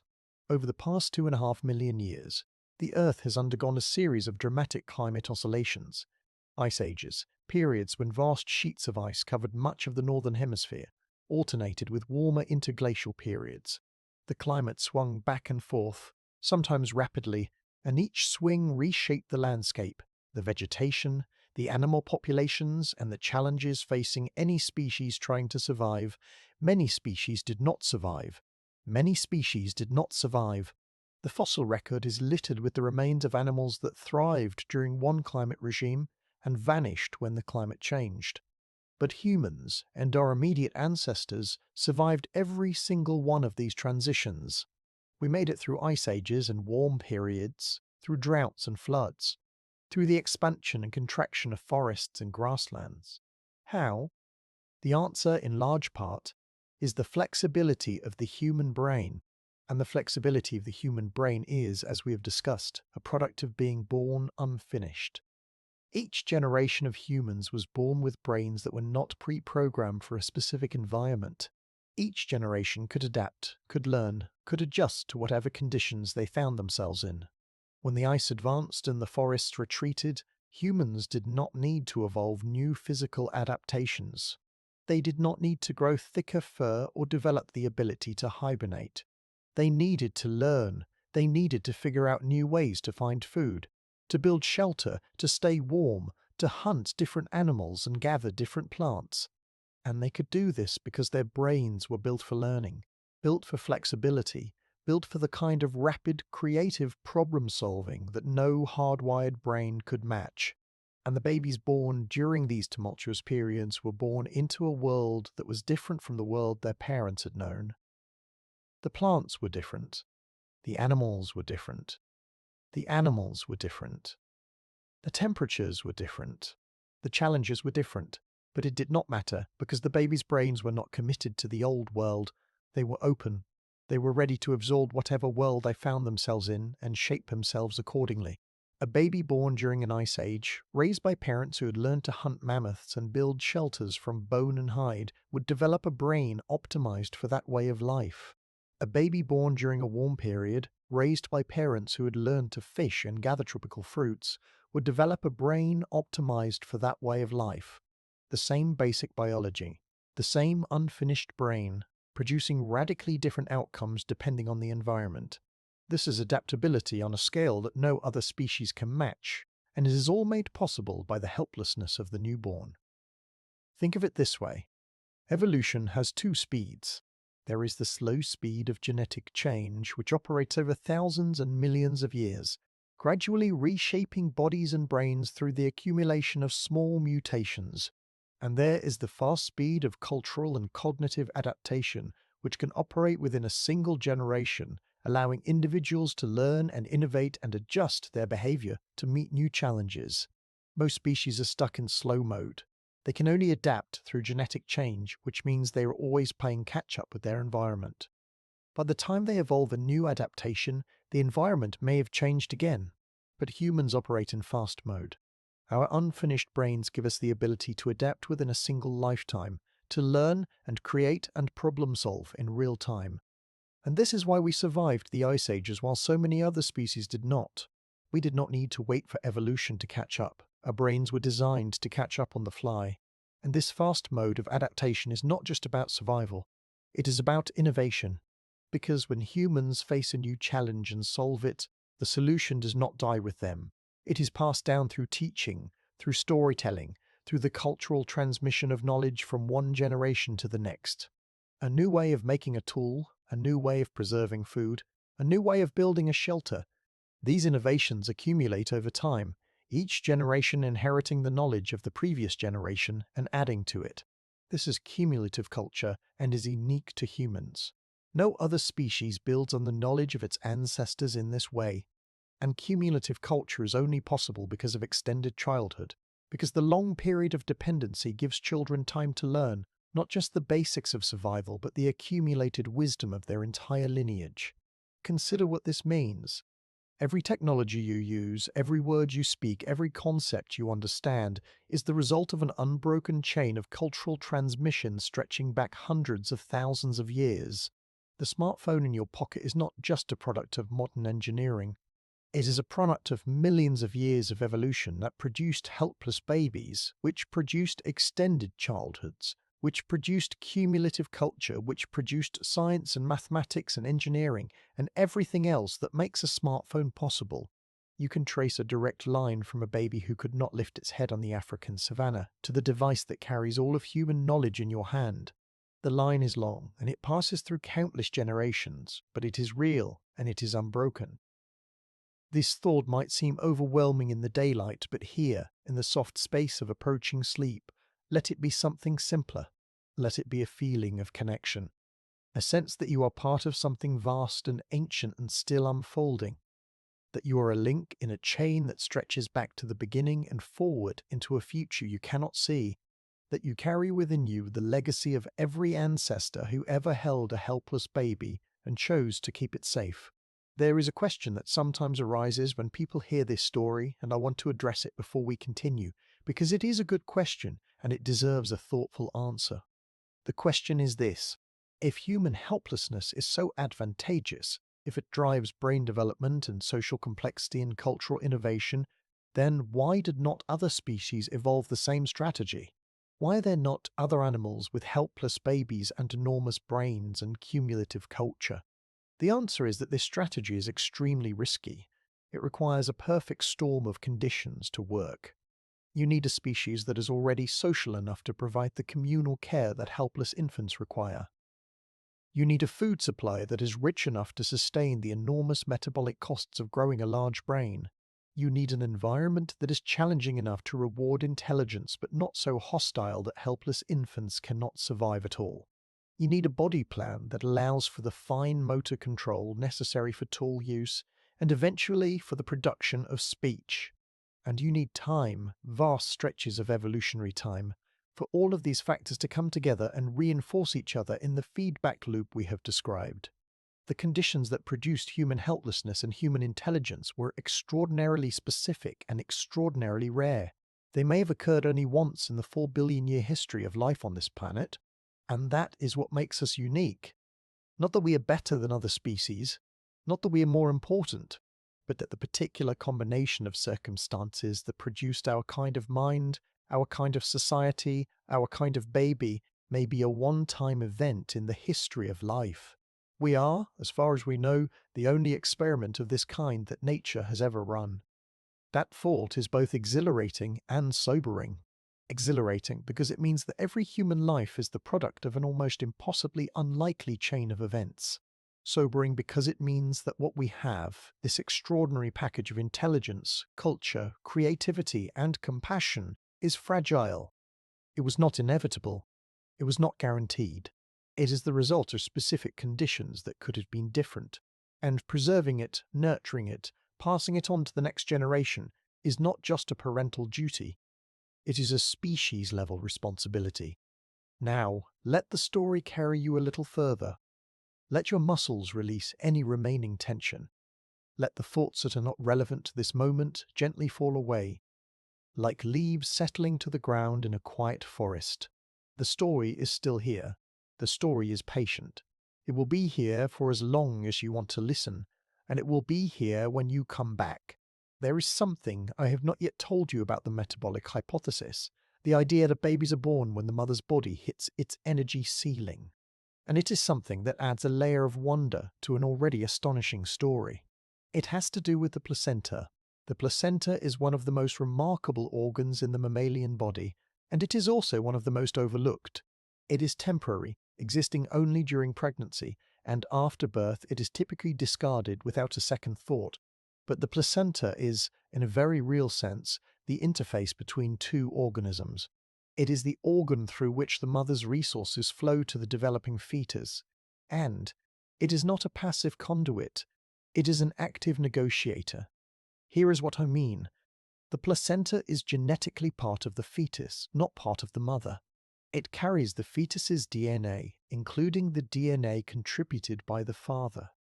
And from an evolutionary perspective, the interests of the fetus and the interests of the mother are not perfectly aligned. The fetus wants to extract as many resources as possible from the mother because more resources mean a bigger, healthier baby with a better chance of survival. The mother wants to provide enough resources for the baby to survive, but not so many that her own health is compromised, because she needs to survive too, both for her own sake and for the sake of any future children she might have. This creates a subtle evolutionary tug-of-war between mother and fetus, with the placenta as the battleground. The placenta produces hormones that manipulate the mother's physiology. It releases hormones that increase the mother's blood sugar, making more glucose available for the fetus. The mother's body responds by producing more insulin to bring the blood sugar back down. The placenta responds by producing more of the hormones that raise blood sugar. It is a metabolic arms race playing out inside the mother's body, with each side escalating in response to the other. In most pregnancies, this arms race reaches a stable equilibrium and both mother and baby do fine. But in some cases, the escalation gets out of hand, and the result is gestational diabetes, a condition in which the mother's blood sugar remains chronically elevated during pregnancy. This is not a disease in the traditional sense. It is a consequence of an evolutionary conflict between two genetically related but not genetically identical organisms sharing the same body. This conflict, known as parent-offspring conflict or maternal-fetal conflict, adds a whole new dimension to the story of why babies are born when they are. It is not just that the mother's metabolism hits a ceiling. It is that the fetus is actively pushing the mother toward that ceiling, extracting resources at an accelerating rate, and at some point, the mother's body says enough. Birth is, from this perspective, the moment when the mother's body decides the cost of continuing the pregnancy exceeds the benefit. The fetus is evicted not because it is too big, but because it is too expensive. And this framing, the idea of birth as a metabolic eviction, is both scientifically supported and viscerally compelling. It reframes pregnancy not as a harmonious partnership, but as a complex negotiation, a dynamic relationship in which both parties are pursuing their own evolutionary interests within the framework of a shared body. It is beautiful and messy and complicated, just like life itself. Let this complexity be a comfort rather than a burden. The messiness of biology is not a flaw. It is a sign of depth, of richness, of a reality that is more intricate and more interesting than any simple story could capture. And the fact that all of us, emerge from this tangle of competing interests and metabolic negotiations and evolutionary compromises, the fact that this messy process produced a creature capable of asking why, that is perhaps the most astonishing thing of all. The night continues to deepen. Your body continues to settle. And somewhere in the vast and tangled story of human evolution, the next chapter is waiting to be told. A chapter about language and fire and the strange, wondrous fact that the most helpless creature ever born became the most powerful species the world has ever seen. But that chapter can wait. For now, let the story you have heard so far be enough. Let it settle into your mind the way snow settles on a quiet landscape, soft and silent and transforming. And so we arrive at the place where all the threads begin to converge, where the ancient and the modern, the scientific and the deeply personal, fold into one another like rivers meeting the sea. We have traveled millions of years together tonight, from the first bipedal footsteps on the African savanna to the metabolic fire that burns inside every pregnant mother, from the synaptic explosions inside a newborn skull to the lullabies that have echoed through every culture since the dawn of our species. And now, in this final stretch of the story, I want to bring it all home. I want to bring it back to you, to this moment, to the breath you are taking right now, slow and easy as the world outside your window turns in the dark. There is one last piece of this puzzle that I've been holding back, and it is the piece that, for me, transforms this from a story about science into a story about meaning. It is the piece about why this story is still unfinished, why human evolution, far from being a completed chapter in the history of life, is still being written, right now, in every nursery, in every classroom, and every home where a helpless baby is being held by someone who loves it. We see, when scientists say that human babies are born too early, they are making a comparison. They are comparing us to what we would be if we followed the developmental pattern of other primates. If human babies were born at the same relative stage of brain development as chimpanzee babies, pregnancy would need to last not 9 months, but somewhere between 18 and 21 months. The baby would emerge with a brain that was 60% of its adult size instead of 25%. It would be able to cling, to hold up its head, perhaps even to crawl within weeks rather than months. It would be, by primate standards, a normal newborn. But of course, as we've discussed at length tonight, this is impossible. The metabolic cost would be lethal. No mother could sustain it. And so the baby arrives early, and the remaining development happens outside the womb, in the arms of caregivers, in the warmth of community, in the rich sensory environment of the world itself. But here is what I've been saving: the developmental gap, the difference between when a human baby is born and when it would need to be born to match the maturity of other primate newborns. That gap is not shrinking. If anything, over the course of human evolution, it has been growing. As brains have gotten larger and more complex, the amount of development that needs to happen after birth has increased. Modern human babies are more helpless relative to their adult potential than the babies of Homo erectus were, and the babies of Homo erectus were more helpless than the babies of Australopithecus. The trend, across millions of years, has been toward greater and greater helplessness at birth, matched by greater and greater intelligence in adulthood. And this trend has not stopped. There is no reason to believe it has stopped. The forces that drove it, the feedback loop between helpless infants and complex societies, between extended childhood and cumulative culture, between vulnerability and intelligence, those forces are still operating. They have not been switched off by civilization or technology. If anything, modern life has amplified them. Today's children spend more time in dependent, learning-focused childhood than any generation in history. The years of education, the extended adolescence, the prolonged period of economic dependence on parents, all of this can be seen as a continuation of the same evolutionary trend that began when our ancestors' babies first started arriving before they were ready. We are still becoming. The story of human helplessness is not a story about the past. It is a story about right now. And this is why I called this an evolutionary story still unfinished, because you are living inside it. Every parent who reads to a child at bedtime is participating in it. Every teacher who guides a student through a difficult concept is participating in it. Every community that rallies around a family in need, every society that invests in the care and education of its young, every act of tenderness toward a vulnerable person, all of it is the latest chapter in a story that began millions of years ago with a baby who could not lift its own head. You are not just the product of this story. You are its author. Every interaction you have with a child, every moment of patience and care and love you offer to someone who is still becoming, you are writing the next page. Let that thought be the thing you carry into sleep tonight. Not the science, though the science is beautiful. Not the fossils or the metabolic rates or the synaptic counts, though all of those are wondrous. Carry this. You are part of an unfinished story, and the way you live, the way you care, the way you love matters to how that story unfolds. The helpless baby that you once were needed, the world to hold it gently. And somewhere, right now, another helpless baby needs the same thing.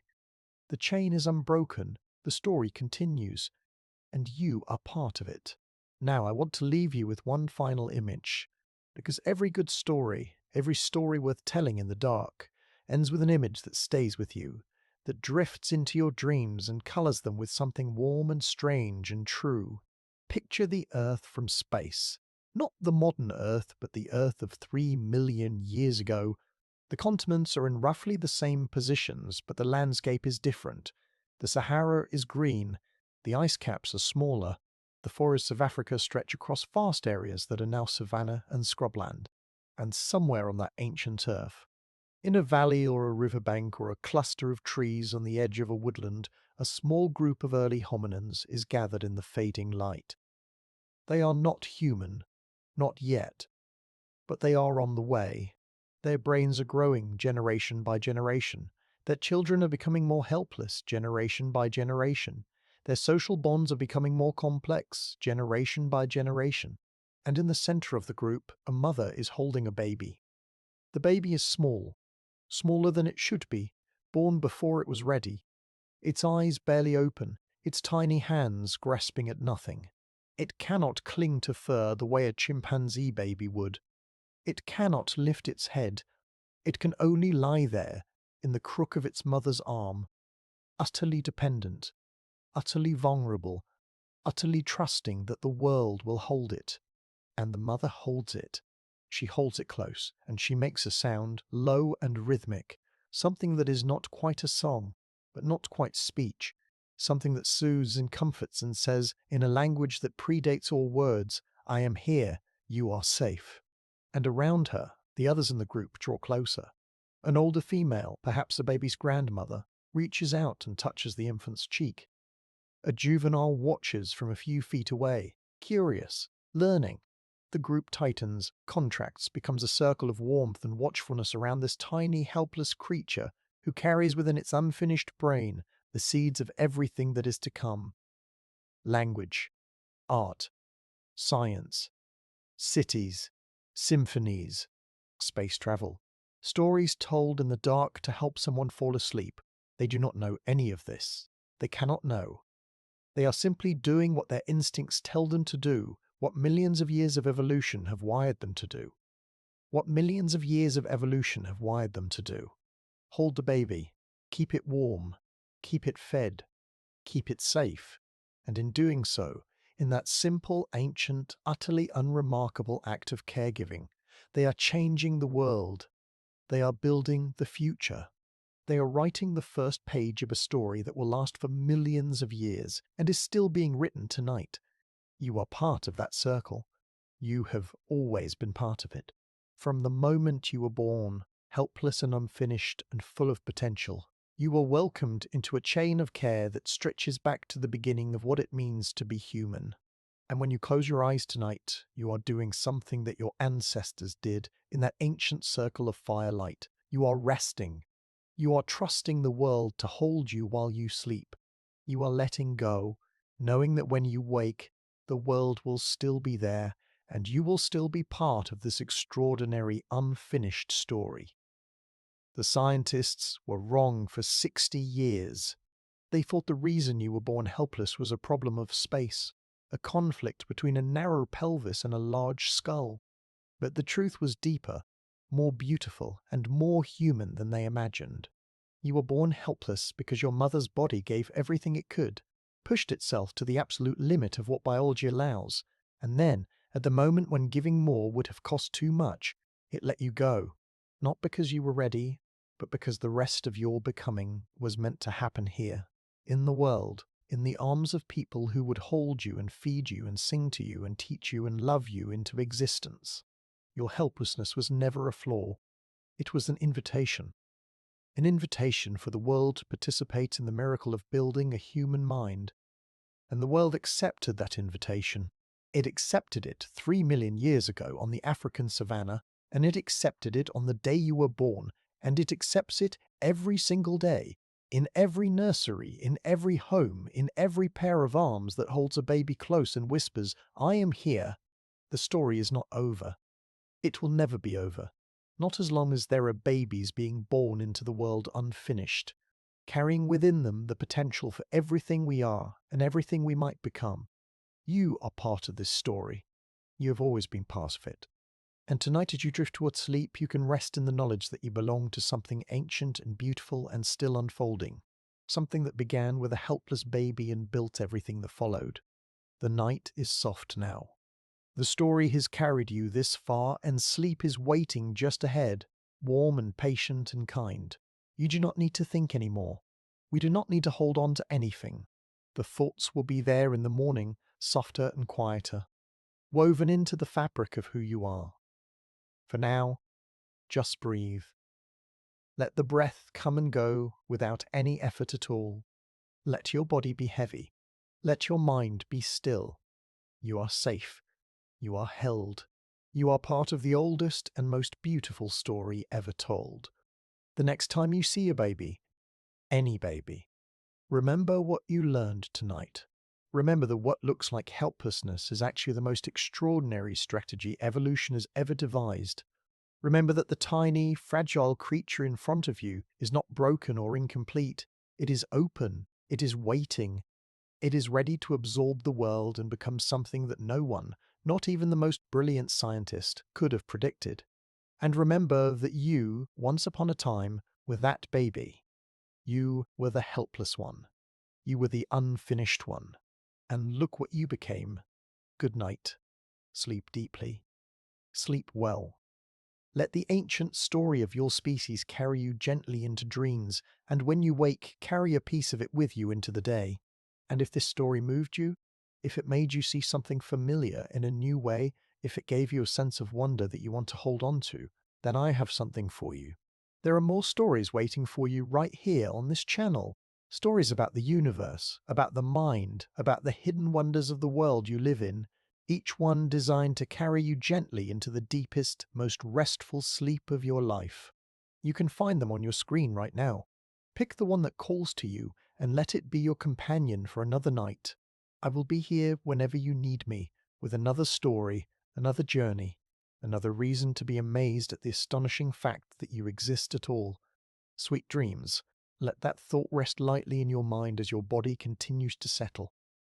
Feel the surface beneath you supporting your weight completely. You do not need to hold yourself up. You do not need to do anything at all. Just listen and let the story continue. We have been tracing a thread through millions of years, from the first bipedal ancestors who stood up on the African savanna to the metabolic limits that force human babies into the world before they are ready. From the explosive synapse formation of the newborn brain to the role of grandmothers and communities in keeping those vulnerable infants alive. But there is a chapter we have not yet opened, and it begins with a seemingly simple observation that turns out to be anything but simple. Human babies are born facing backward. In most primate species, the baby emerges from the birth canal facing the same direction as the mother. This means the mother can reach down, guide the baby out, clear its airway, and bring it immediately to her chest without assistance. It is a solitary act. She can do it alone, in a tree, in a cave, wherever she happens to be. But in humans, because of the unique shape of the human pelvis, the baby rotates during delivery. It enters the birth canal facing one direction and emerges facing the opposite direction, away from the mother. This means the mother cannot easily reach down and guide the baby out without risking injury to its spine or neck. She needs help. She needs someone else to be there, to catch the baby, to clear its airway, to hand it to her. This is why, in virtually every human culture throughout history, birth has been a social event. Midwives, birth attendants, family members, someone is always present. This is not a cultural preference, it is a biological necessity, dictated by the mechanics of human birth. And this small anatomical detail, the rotation of the baby in the birth canal, has enormous implications.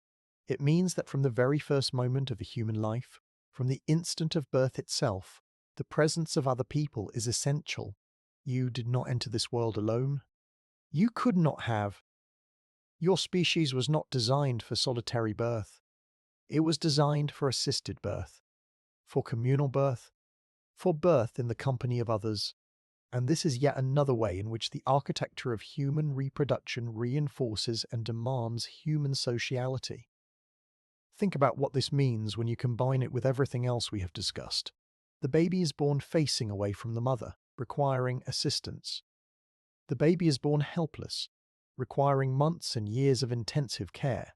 The mother's metabolism is pushed to its absolute limit by pregnancy, requiring nutritional support from others. The baby's brain develops through social interaction, requiring caregivers who engage, respond, and communicate. At every single stage from conception to birth to infancy to childhood, the human reproductive process is designed to pull other people in. It is a process that cannot function in isolation. It is inherently, fundamentally, irreducibly social. And the societies we have built, from the smallest hunter-gatherer band to the largest modern nation, are all, at their deepest root, responses to this biological reality. We live together because we must. We care for each other because our children cannot survive without it. We are social animals, not by choice, but by design. And the designer is millions of years of evolution responding to the demands of a helpless infant. Now, let me take you somewhere unexpected again, because this story has a way of connecting things that seem unrelated, and the connection I want to make next is one that I think will surprise you. I want to talk about music.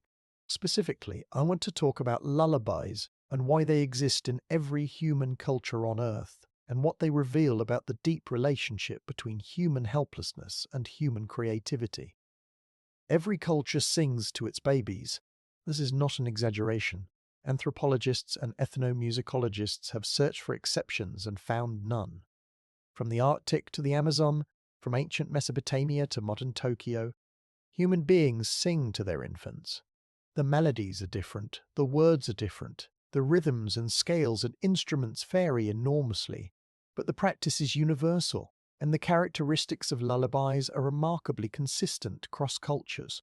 They tend to be slow, they tend to be repetitive, they tend to use a narrow range of pitches, they tend to have a gentle rocking rhythm, and they tend to work. Babies calm down when they hear lullabies. Their heart rates slow, their stress hormones decrease, their breathing becomes more regular. They fall asleep. Why? What is it about a simple song that has such a powerful effect on a newborn's physiology? The answer, researchers believe, lies in the womb. For 9 months, the baby floated in a warm, dark, rhythmic world. It heard the steady beat of its mother's heart. It felt the gentle rocking of her movements. It heard the muffled but constant sound of her voice, not the words but the melody, the pitch, the rhythm, the musical qualities of speech that penetrate the walls of the uterus. By the time the baby is born, it has already been listening to music for months. Not music in the way we usually think of it, but the music of the mother's body, the baseline rhythm of human existence. And a lullaby recreates that experience. The slow tempo mimics the heartbeat. The rocking motion mimics the swaying of the womb. The mother's voice, now clear and close, is the same voice the baby has been hearing from the inside. The lullaby says, in a language older than words, you are safe, you are held, you are not alone. And this is not just comforting, it is developmentally important. The rhythmic, predictable patterns of a lullaby help organize the baby's neural activity. The brain, still in its intense construction phase, uses rhythmic input as a kind of scaffold, a framework around which neural circuits can organize themselves. The regularity of the rhythm helps synchronize neural oscillations, the electrical patterns that underlie all brain function. In a sense, the lullaby is tuning the baby's brain, helping it find its rhythm, helping it establish the regular patterns of activity that will eventually support attention, language processing, and emotional regulation. This means that when a parent sings to a baby, they are not just soothing, they are building. They are participating in the construction of a brain. And the fact that this practice is universal, that every human culture has independently developed the same solution to the same problem, tells us that it is not a cultural invention. It is a biological imperative. The human brain expects lullabies. It is designed to receive them. And the absence of this input, the absence of rhythmic, soothing, musical interaction in early life, can have measurable effects on neural development. There is something deeply moving about this. The first art form, the first creative expression, the first music in human history may not have been a war chant or a celebration or a religious ritual. It may have been a mother singing to her baby in the dark. A simple melody, repeated over and over, designed not for an audience but for an audience of one, a tiny helpless creature whose brain was hungry for exactly this kind of input. Art, in its oldest and most fundamental form, may be an act of caregiving. And if that is true, then the entire edifice of human creativity, every symphony, every poem, every painting, every film, every song you have ever loved, stands on a foundation built by a parent singing to a child who could not yet understand the words. Let that thought hold you for a moment. Let it surround you the way music surrounds you when you stop trying to listen and simply let it in. Now, there is another aspect of early brain development that I want to explore, because it connects to something that every person listening to this has experienced, though most people do not realize its significance. I want to talk about attachment. Not attachment in the casual sense of the word, but attachment in the specific technical developmental sense that psychologists use when they talk about the bond between an infant and its primary caregiver. In the 1950s and 60s, a psychologist named John Bowlby developed what is now known as attachment theory. Bowlby proposed that human infants are born with an innate need to form a close emotional bond with a caregiver, and that the quality of this bond has profound and lasting effects on the child's emotional development, social skills, and mental health throughout life. His ideas were expanded and tested by Mary Ainsworth, who developed a now famous experimental procedure called the strange situation, in which a baby's response to being briefly separated from its mother in an unfamiliar room was observed and categorized. What Ainsworth found was that babies fell into distinct patterns of attachment.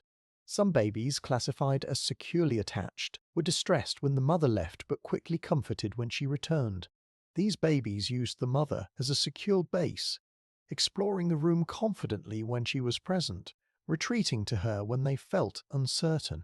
Other babies showed insecure attachment patterns, either clinging anxiously to the mother and refusing to explore, or appearing indifferent to her departure and return. And the pattern a baby displayed was closely related to the quality of care it had received. Mothers who were consistently responsive and sensitive tended to have securely attached babies. Mothers who were inconsistent, unresponsive, or intrusive tended to have insecurely attached babies. This research has been replicated and extended many times over the decades, and the findings are remarkably consistent. The attachment pattern established in infancy tends to persist. Securely attached babies tend to become children who are more socially competent, more resilient in the face of stress, more capable of forming healthy relationships. Insecurely attached babies tend to face more challenges in these areas.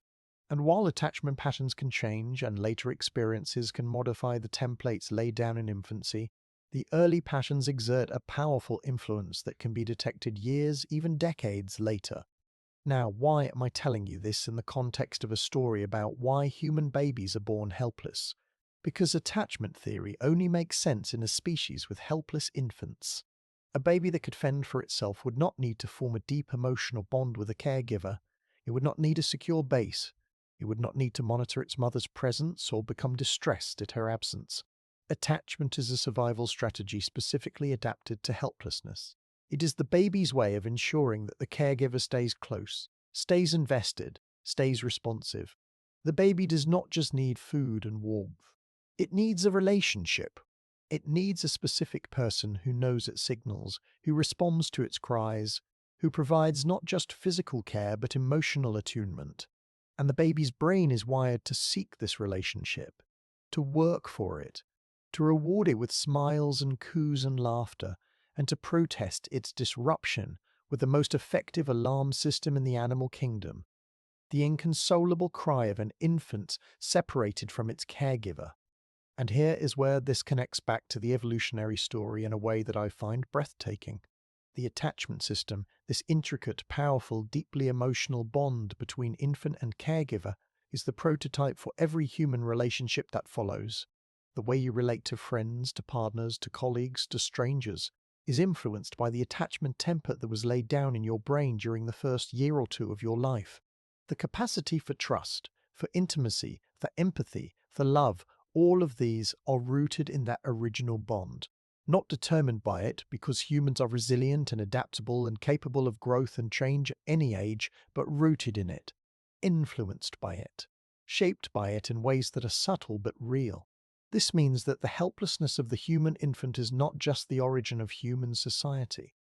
It is the origin of human love, the deep, complex, sometimes painful, always powerful experience of loving another person begins in the wordless bond between a baby who cannot survive alone and the person who chooses to keep that baby alive. Love, in its most fundamental form, is a response to helplessness, and every expression of love that has ever existed, From the most passionate romance to the quietest act of kindness between strangers carries within it an echo of that original bond, at first reaching out across the gap between one person who needs and another who gives. Let your eyes rest closed. Let your mind hold that thought gently, the way you might hold a small bird that has landed unexpectedly on your hand. You do not need to grip it. Just let it be there. I want to take you now to a different kind of evidence, a different way of seeing the story we have been exploring. I want to talk about fossils. Not just any fossils, but the fossils of infants, the rare and precious remains of babies who lived and died hundreds of thousands of years ago, whose tiny bones have survived the unimaginable stretches of time and come down to us as whispers from the deep past. Finding infant fossils is extremely rare. Baby bones are small, fragile, and easily destroyed by the forces of time, weather, and geology. They are also easily overlooked by excavators searching for the larger, more dramatic remains of adults. But when infant fossils are found, they tell stories of extraordinary power. One of the most remarkable infant fossil discoveries was made in Dikika, Ethiopia, in the year 2000. The fossil, nicknamed Selam, which means peace, belonged to a 3-year-old Australopithecus afarensis child who lived approximately 3.3 million years ago. She was the same species as the famous Lucy, but she was a child, and her small skeleton provided researchers with an unprecedented window into the childhood of our distant ancestors. Her brain, based on the size of her skull, was roughly the same size as a similarly aged chimpanzee's brain, but the pattern of her dental development suggested that she was growing up more slowly than a chimpanzee would. Her childhood was longer. She was dependent for more time. This is significant because it means that the trend toward extended childhood, toward longer periods of dependency and brain development, was already beginning more than 3 million years ago, before the dramatic brain expansion that would characterize later members of the human lineage. The infrastructure of helplessness, the elongated childhood, the slow development, was being laid down long before the big brains arrived. It was as if evolution was preparing the stage, building the scaffolding that would support the construction of an ever more complex brain, even before that brain existed. And there is another fossil that I want to tell you about because it reveals something about our ancestors that is almost unbearably tender. In Dmanisi, Georgia, archaeologists discovered the skull of an early Homo individual who lived roughly 1.8 million years ago. This individual had lost all of their teeth long before death. The jawbone had resorbed, meaning the bone where the teeth had once been rooted had been reabsorbed by the body over a period of years. This person had lived for a significant time without teeth, unable to chew food, and in a world without blenders, without soft foods from a grocery store, without any of the conveniences of modern life. This means that someone else was preparing food for this individual. Someone was processing food, perhaps by pounding it between stones or cooking it over a fire, and feeding it to a person who could not feed themselves. This is evidence of caregiving, not for an infant, but for an adult who was as helpless in this particular way as a baby. And it tells us that the impulse to care for the helpless, the instinct that began with the needs of infants, had expanded to encompass other vulnerable members of the group. The same neural circuits that made our ancestors respond to a crying baby were being activated by the sight of a toothless elder who could not eat. Compassion, the extension of caregiving beyond the infant, had already emerged nearly 2 million years ago. The helpless baby had created a species capable of caring not just for its young, but for anyone who needed help. If you are still awake, still listening, still floating in the gentle space between wakefulness and sleep, I want you to know that your presence here matters. Not just to me, though it does, but in a larger sense. The fact that you are drawn to stories like this, that you find wonder in the deep history of your own species, that you are curious about why you are the way you are, this is itself a product of the evolutionary journey we have been tracing. Your curiosity is your inheritance, and if you would like to help this story reach other curious minds, the simplest thing you can do is leave a comment. Tell me what surprised you, what moved you, what you want to know more about. Every comment is a conversation, and conversations are what humans were built for. Now, Let me take you into a chapter of this story that involves one of the most mysterious and debated topics in all of human evolution. I want to talk about consciousness. Specifically, I want to talk about when and how human babies become conscious and what this tells us about the nature of the mind itself. This is a question that sits at the intersection of neuroscience, philosophy, and evolutionary biology, and it does not have a clean, simple answer. But the pieces we have are fascinating, and they connect directly to the themes we have been exploring. When is a baby conscious? When does the lights come on inside that small, rapidly developing brain? This turns out to be surprisingly difficult to determine, because consciousness is not a single thing that either exists or does not. It appears to emerge in stages gradually, like a sunrise that begins long before you can see the sun. Newborn babies show signs of what researchers call primary consciousness, a basic awareness of sensory experience. They respond to light, sound, touch, taste, and smell. They show preferences. They turn toward their mother's voice. They prefer the smell of their mother's milk to the milk of a stranger. They startle at loud noises and calm at gentle ones. All of this suggests that something is happening inside, that there is a rudimentary form of experience, even if it is not the rich, reflective, self-aware consciousness that adults possess. But the more complex forms of consciousness, self-awareness, the ability to reflect on one's own thoughts, the sense of being a distinct individual with a past and a future, these emerge much later. The classic test for self-awareness is the mirror test, in which a mark is placed on the child's face and the child is placed in front of a mirror. If the child touches its own face to investigate the mark, rather than reaching for the mirror, it demonstrates self-recognition. Most children pass this test between 18 and 24 months of age. Before that, the baby in the mirror is perceived as another baby, not as a reflection of the self. The concept of self, of I, of the individual as a distinct entity, takes nearly 2 years to emerge, and this slow emergence of consciousness is, once again, a consequence of being born with an unfinished brain. Consciousness is not a feature that is pre-installed. It is a feature that is constructed, built layer by layer through the interaction of neural development and experience. The newborn's brain has the raw materials for consciousness, the neurons, the basic circuit architecture, the sensory apparatus. But the connections that give rise to conscious experience, the complex networks that integrate information from different brain regions into a unified whole, those connections are still being formed. Consciousness does not arrive all at once.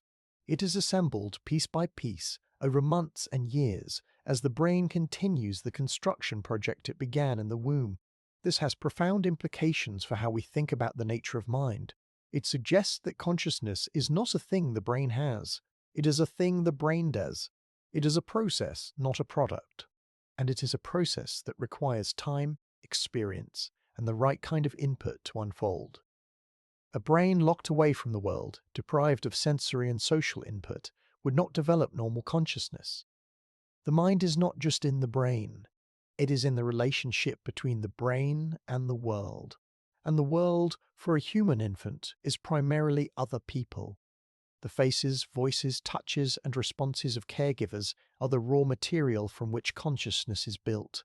This is why solitary confinement is so devastating to the human mind. This is why loneliness is associated with cognitive decline. This is why social connection is not a luxury but a biological need. The brain was built in relationship, and it continues to need relationship to function at its best. The helpless baby, reaching out for connection, is not just seeking survival. It is seeking the input it needs to become a mind. And the caregiver who responds is not just keeping the baby alive. They are literally helping to create a conscious being. Now, there is a related question that I find even more intriguing, and it is a question that connects the development of individual consciousness to the evolution of consciousness in our species as a whole. When did consciousness first appear in the human lineage? At what point in our evolutionary history did our ancestors stop being sophisticated animals responding to stimuli and start being beings with inner lives, with experiences, with something it is like to be them? This is, of course, impossible to answer with certainty, because consciousness does not fossilize. We cannot look at a skull from a million years ago and determine whether the brain it once housed was conscious, but we can look for indirect evidence, for behaviors that imply the existence of an inner life, and the fossil and archaeological records provide tantalizing clues. One of the earliest and most compelling pieces of evidence is the deliberate burial of the dead. If an organism buries its dead with objects, with tools or food or flowers or ornaments, it implies several things. It implies an awareness of death, which requires a concept of time and an understanding that life ends. It implies a relationship with the dead individual that extends beyond their utility. It implies symbolic thinking, the ability to assign meaning to actions and objects. All of these are markers of conscious awareness, of a mind that is not just processing information but reflecting on it, interpreting it, giving it meaning. The earliest undisputed burials date to roughly 100,000 years ago, associated with both Homo sapiens and Neanderthals. At Shanidar Cave in Iraq, Neanderthal remains were found with pollen that some researchers believe came from flowers placed deliberately on the body, though this interpretation is debated. At Kafze Cave in Israel, the remains of a Homo sapiens child were found buried with the antlers of a deer placed carefully across its body. These are acts of meaning. These are acts of consciousness. And they occurred in a species that, by this point in its evolutionary history, had fully helpless infants, extended childhood's large brains and complex social structures. The consciousness that produced these acts was itself a product of the evolutionary feedback loop we have been tracing, the loop between helpless babies and bigger brains, between extended childhood and social complexity, between vulnerability and intelligence. And there is an even deeper layer to this. Some researchers believe that the development of consciousness in individual babies recapitulates, in compressed form, the evolution of consciousness in the species. Just as the baby's brain moves from basic sensory awareness to self-recognition, to reflective thought over the course of its first few years, the human lineage may have moved through similar stages over the course of millions of years. The first hominins may have had consciousness similar to what a human baby experiences in its first weeks, a basic awareness of the immediate sensory world without reflection or self-awareness. As brains grew larger and childhoods grew longer, more complex forms of consciousness may have emerged, until eventually our ancestors reached the full, rich, self-aware consciousness that characterizes modern humans.